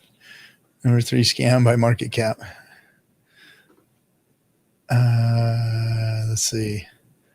It's just amazing, RG, that I could be in this space for this long, spend this much time in it, and then just learn something as impactful as what I just did. That's how convoluted Hex is. That it's basic and you can understand it, but you can just go so many levels in it that I can't imagine what else is in it that we haven't discussed yet. You know what I mean? Like, yeah. Well, I mean, there's going to be more to pulse here with the zero airdrop, and so there's a lot of ways to and I suggest to everybody to get yourself a CPA who understands crypto, and explain Hex to them, explain the shares to them, explain the burn feature to them, explain the inflation to them, explain to them, even though they may know crypto, they don't know Hex, because my guy didn't know Hex. I had to teach my guy Hex, and he is fucking blown away. He's blown away. He said it is such a perfect instrument because of that feature, because of how it's set up. Because it's like, like when you do exit your position, they say, okay, well, when you leave the country or you do go and participate in another program somewhere like Puerto Rico, then you have to, put all your chips on the table. Well, if you don't have any chips to put on the table, you can't really, do so. So you have to kind of like figure out a market value or whatever, and then exit with that market value, and then, enter into the bank, boom, boom, boom. And then any gains after that are realized. Capital gains are realized after that, So it's an amazing thing. On top of everything else that Hex is, there's a whole nother layer there in how it works, and it's going to help a lot of people later on, especially people who have made a lot of money, and help them to keep it and do good things with it. I'm learning more and more as time goes on, especially through this experience of relocating and moving out of the country, moving out of the country. There's a lot there, It's still down 11 cents, under 12. I like that. A little bit more, dump it a little bit more, guys. Get us down to 10. Get us down to 10. I'm gonna go put in. I'll tell you what. If it does dip down there tomorrow and hovers around 10, I am going to the bank tomorrow, and I will put a little. I will buy a little more Hex. I will. I like 10 cents. I like 10 cents. And my neighbor, he wants some Hex. My neighbor came over and won. My wife must have said something to the neighbor, because he came over. Hey man. Now this guy got money, man. He got big money. He's got like I said, he's got a 2-door Rolls Royce. It's $280,000 car or something. And so he's got money. And he's like, hey man, I want to get into that crypto, man. I got, is it on Robinhood? And he showed me his Robinhood. I'm like, no, don't tell me that shit, man. I said, look, I'll hook you up tomorrow. We'll sit down after I get off work, and I'll come sit down with you and show you how to do it all. So I'm going to go on board somebody tomorrow, but awesome. I'll go do another bank transfer, and I'll wire some more money and buy some more Hex if we're at 10 cents. If we don't pump tonight, I'm going to buy some more. That's right, Johnny. What a time to come in for your friend. I'm back to my phone. I know, huh? But I've got the better internet now. Nice. Oh, you went back to the house? No. I've got the good internet over here at the studio. It's just now my phone is connected to the Wi-Fi from the good internet. Yep. Right on. Well, I hate to say it, Johnny, but it's been 3 hours, so I'm going to turn the stream off here. Oh, I figured you would. I just wanted to come back and say, bye, guys. Sorry, didn't mean to ditch on you. Did you have anything you want to drop on everybody? Before we shut off. Nope. Elaborate on your TikTok a little bit, or your Twitter today. Or do we already get into that today? Your Twitter today was the you were talking about shit. Yeah, I just lost my train of thought. So did I. Mine derailed a long time ago. Shit, man, it was a good one too. We touched on it a minute ago. What was Johnny's twit today, guys? What was his twit? What did I do? What did Johnny tweet? Hold on. Johnny, the one you were just asking if we saw the how we started the conversation about we were talking about interest, but it was before. No. You did a dang it, it's not even on. Oh, here it is. Did you say a genie? Because I didn't see it. So you said yeah. I did a genie. Oh, that's right. And I put Richard Hart's face on it and said, "You ain't never had a friend like me." I thought that might be what RG was talking about. No, I saw something. Maybe it was an old one I saw that popped up today that somebody retweeted or something. Maybe. But I thought it was. Well, I did the thing with the hammer where I was talking about different tools and how nobody seems to ever think about who the inventor of the hammer was or who the inventor of the screwdriver was. If a tool's useful, then you use it, and everybody likes to say, well, I would never use that tool because Richard Hart made it. That is silly argument. I found the one somebody retweeted it today, and it was, you were wearing that coach hat and you were talking about you are early to hex. And that was kind of how I opened the stream, telling everybody that they're early to hex. Because we talked a little bit about virality and how it's not here yet. And you all that are in right now, you are all that are in going into Pulse right now, you're all so early because hex is designed to how did you say self level? It self levels, it self moderates.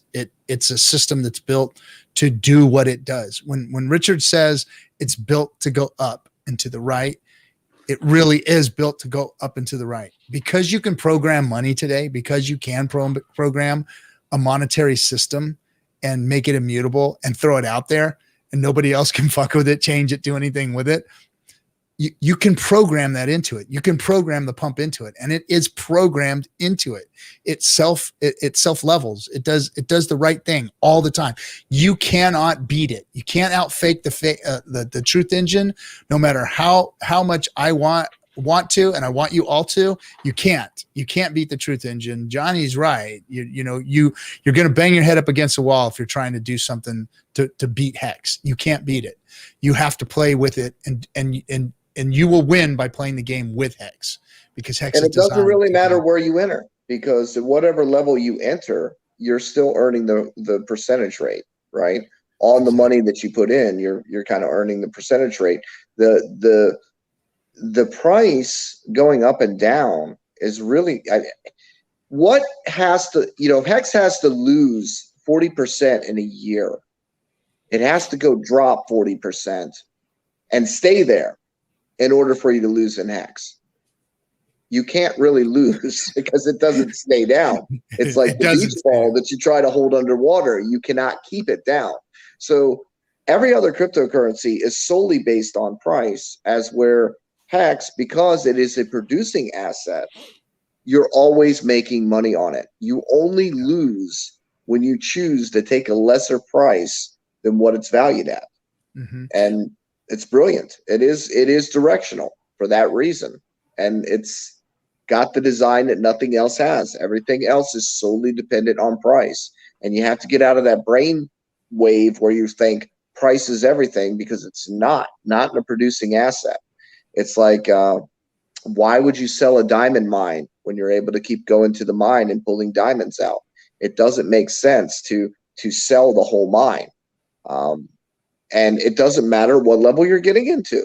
It doesn't. It doesn't matter whether you're paying 10 cents today or a dollar later. You're still earning a percentage on what you put in, as long as the price stays somewhat constant. And we haven't seen. I got fake pirate. What's up, man? What's up, my buddy? He calls me the fake pirate. Love it. Anyway, you're right, Johnny. That is key. and it's what Hex is built to do, and is going to continue doing. And getting in now at whatever level you get in now is just going to yield you returns in the future, and that doesn't even account for price. You're always, with that interest rate, with the interest that we make, you're always gaining on the system. And so far, from beginning to today, 2 years, we have barely seen any monster corrections that haven't, well, we haven't seen any corrections that haven't been countered by another pump or another move up. New all-time high at least every 2 months. New all-time high, always moving up. And watch the wicks in Hex are insane. Look at that, my man. Overwatch, Wow. Thank you so much for the $500. And he called me a hippie. Well, one of these days, bro, when I have my dreads, you can call me a hippie. But yeah, I guess I'm a hippie. Thanks for I thought it said $50 and my eyes were no, jumping around. That's not 500. That's 500 real dollars right there. We appreciate you, man. We appreciate you. And I appreciate your friendship too. We talk often. He's a really, really good dude, man. I like Overwatch. So yeah, Hex is designed to do what it's going to do. The price is continuously going up, and it hasn't shown us any other pattern. If you look at a wick on a candle on the Hex chart, anytime there's a big sell-off, it is a wick with a hard bounce back. It's always a hard bounce back. You never see like a big long candle with a little wick on the end of it. You see a big wick with a candle that squeezes right back up. You know, there's always a lot of buy pressure, especially when, you know, there's a Hex dump. So that is very, very healthy when you see that. When you see it all the time. Doge hit 80 cents. Do you really think Hex is worth less than a Doge? Doge hit 80 cents. Guys, Doge hit 80 cents. Do you really think a Hex is worth less than a Doge? Take that damn market cap vanity metric and chuck it out the damn door. That limiter does not exist. It is a fabricated number. It is a fabricated thing that they use for marketing and sales. It is not a real number. Do you think Doge is worth more than a Hex? Of course, that's absolutely silly. If you're selling for less than 80 cents, you got a problem. Yeah, no, we're going to $1 and beyond. It's a matter of when, and it's inevitable. It will see those numbers. I was, you know, wondering when the day it would be a penny. I knew it would come. I just didn't know when. I knew that the nickel would come. I just didn't know when. I knew a dime would come. I just didn't know when. And it's outpaced my expectations every time so far. It hit a penny, 3.5 pennies. 3.5 pennies was a big deal for me. I wanted to see it hit 3.5 pennies, and it did it way before I thought it was. It did 5 before, it did 10 before, and I never expected to see it crack up 17 or 18. And we skipped the teens like I thought we would. We spiked all the way up to 22 cents, and then we've got this damn sacrifice phase, and we've got some games going on. But we did, damn it, we skipped the damn teens like a son of a gun. I called RG and I was saying, dude, we're gonna skip the teens. We're gonna skip the teens, dude. He goes, nah, we're not gonna skip the teens. Then we did. Right into 20s, and we've you know, tipping 20 just tells you it's you know, it's got the legs, it's got the moving power. It always has. We'll go back there. And yeah, and it hasn't.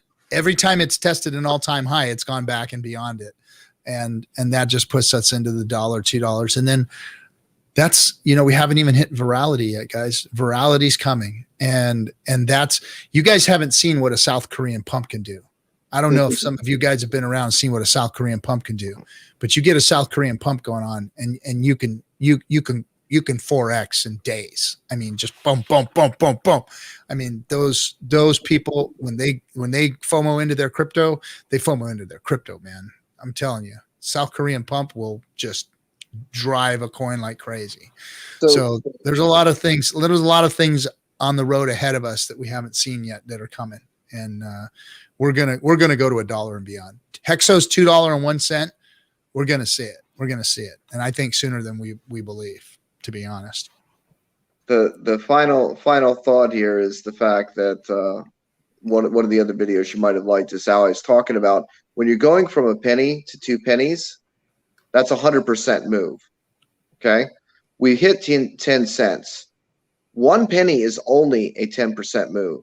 Yep. Cryptos can do 40%, 50% in a day. So to get back where we just came from could literally happen overnight or a couple days. Oh, it will. It's not a that's why you see us, we're not shaken by this at all, because it's like, well, I ain't settled for that. we know every time a wick pops up, it creates that psychological fact that this becomes a known level. Once that wick goes up there and touches, we know that it becomes a known level. And those known levels just keep getting farther and farther in the distance. So just hang in there. Just and real quick, just to touch on that, guys. If you're looking at the money that you've made or lost and thinking that because we were at an all-time high a little bit ago, and then now you feel down because you're down money, but you're actually in profit, please stop talking like that. Be appreciative of where we are, not just where we fell down from. That's not really a fair way to. It just I know people that do it. I used to do it myself. You're destroying yourself on the inside doing that. So, be happy that we're in profit. Don't worry about. We're not as high as we just were. Yeah, I mean, profit only matters when you're selling it. Are you selling right now? Only matters when you sell, baby. And I ain't ready to sell. This is what cracks me up. When people start whining about price, I'm like, you're fixing the dump. You're fixing the dump. You're dumping on my head, you. Go ahead at a lower price. Oh, I'm so sorry that it's now a lower price and you can't dump it because you have to take less. So maybe you should just hold that shit. Yeah. All right, guys. Thanks for coming. Thanks for hanging out. Appreciate all of you. Effing hangout is going to be epic. Check out the channel. Everybody's, tomorrow's Kinetics and the fellows are going to be on in the morning. We've got, everybody and their mother the rest of the week. You got to come watch. Go to Discourse Syndicate Network and you can see the guide there. Everybody's on it. I forgot to apologize to Joe for stepping all over your stream today, man. I didn't even realize, RG, so don't worry about it. Thank you. I'm sorry if it was stepping on you. I didn't realize what happened until we talked. Yeah, well, sucks. I technology. Sometimes I can go in there and screw it all up. I think I had us like quadruple streaming and shit by the time it was over. But anyway, I saw like 3 hex streams going all on one channel. All right, guys, have a good one. See you on Friday. Hey, FOMO in. It's buying time, and go and sack and chill, everybody. See ya.